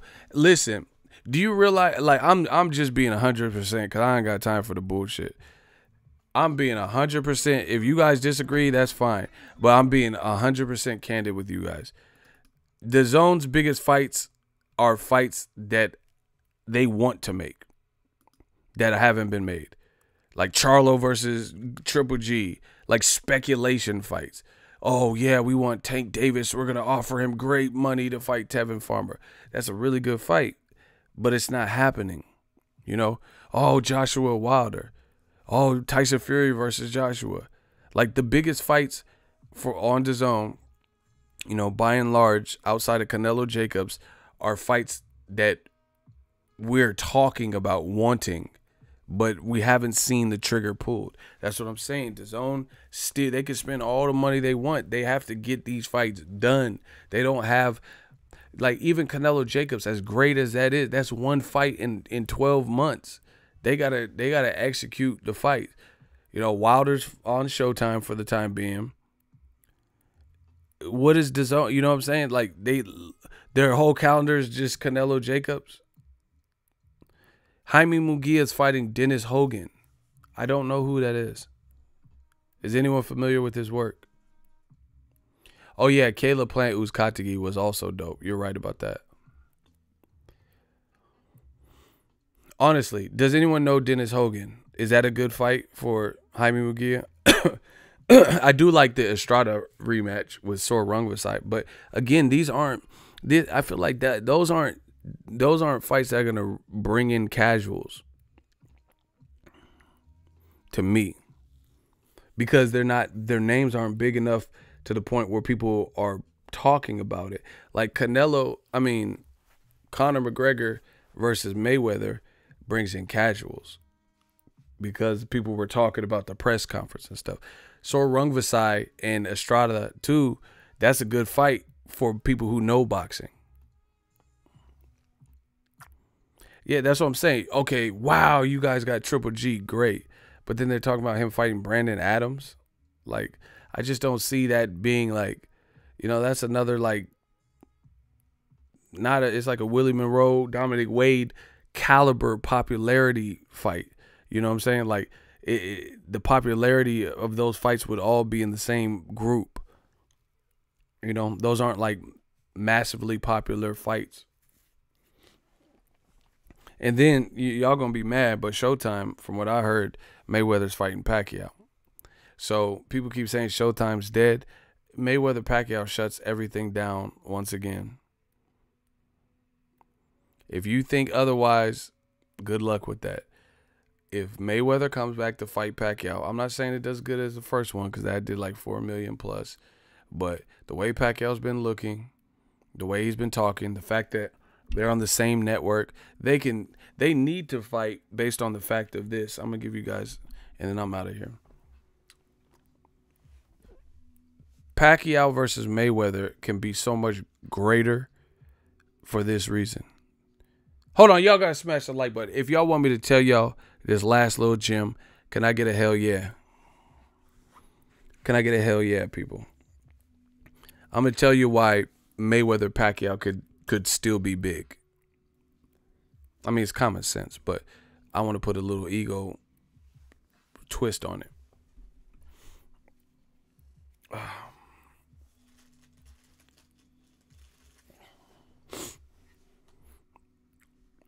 Mayweather's not fighting Canelo too.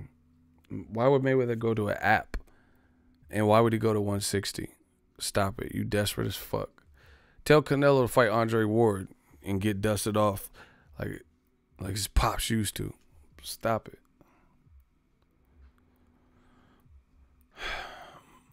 This is why Mayweather Pacquiao could still be very big. If you guys remember, the last or the first and only Mayweather Pacquiao fight was two separate networks, HBO and Showtime, working together for the first time in a long time to put it on. So they were doing these little specials, but it was kind of bullshit because it was like archive footage of Mayweather that HBO still had, but nothing really new other than like press conference face-offs. They didn't have no like new training clips of Floyd or anything like that. So it was mostly HBO took care of their guy and did a Pacquiao special with some sprinkles of archive Mayweather footage that they had in the crates. Showtime did the same thing. They had new footage of Mayweather, but they didn't have no new footage of Pacquiao. Right? So those specials to me were kind of like weak because it wasn't like a typical 24/7 all access, in the fact that you didn't really have like sit down interviews with Floyd and Pacquiao, and it's all produced on the same umbrella with the same, send a camera crew to Pacquiao's camp, the wild card, send one to Vegas for Floyd. So there was no like real unison. The fight just sold because people have been waiting for 5-6 years to see the fight. Now they have a chance to market and get this fight right. Another thing you notice, Floyd in the first Pacquiao fight, he didn't even really trash talk that much. So they can right those wrongs. I thought, in my personal opinion, Mayweather Pacquiao 1 didn't get promoted right. You know, so it's crazy, and it showed you how big the fight was that they didn't even really promote it good. Did they even do a press tour? Because I remember the negotiations took so long. They just did like a press conference. They did like one press conference closed to the public, and that was it. I don't even think they did a press tour, bro. They did a press tour for Wilder and Tyson Fury. Had them in the UK and all types of shit. They didn't even do one for Mayweather Pacquiao. So if Mayweather Pacquiao, as my sources told me, they're going to fight again this year, they can execute so much better because Pacquiao is with Al Heyman now. They're under the same umbrella. And again, if you think that fight won't sell, then you crazy. I told you Jose de Jesus is crazy, huh?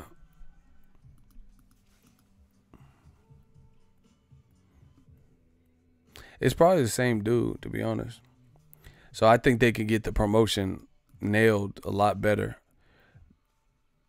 Now that you don't have to worry about HBO and Showtime. They're both under the same umbrella now. Anyway, that's my time. I've been on here for 3 hours and 30 minutes. That's crazy. But it was fun. I told you I had a lot to talk about. Holla at the kid. This turned into a vampire stream.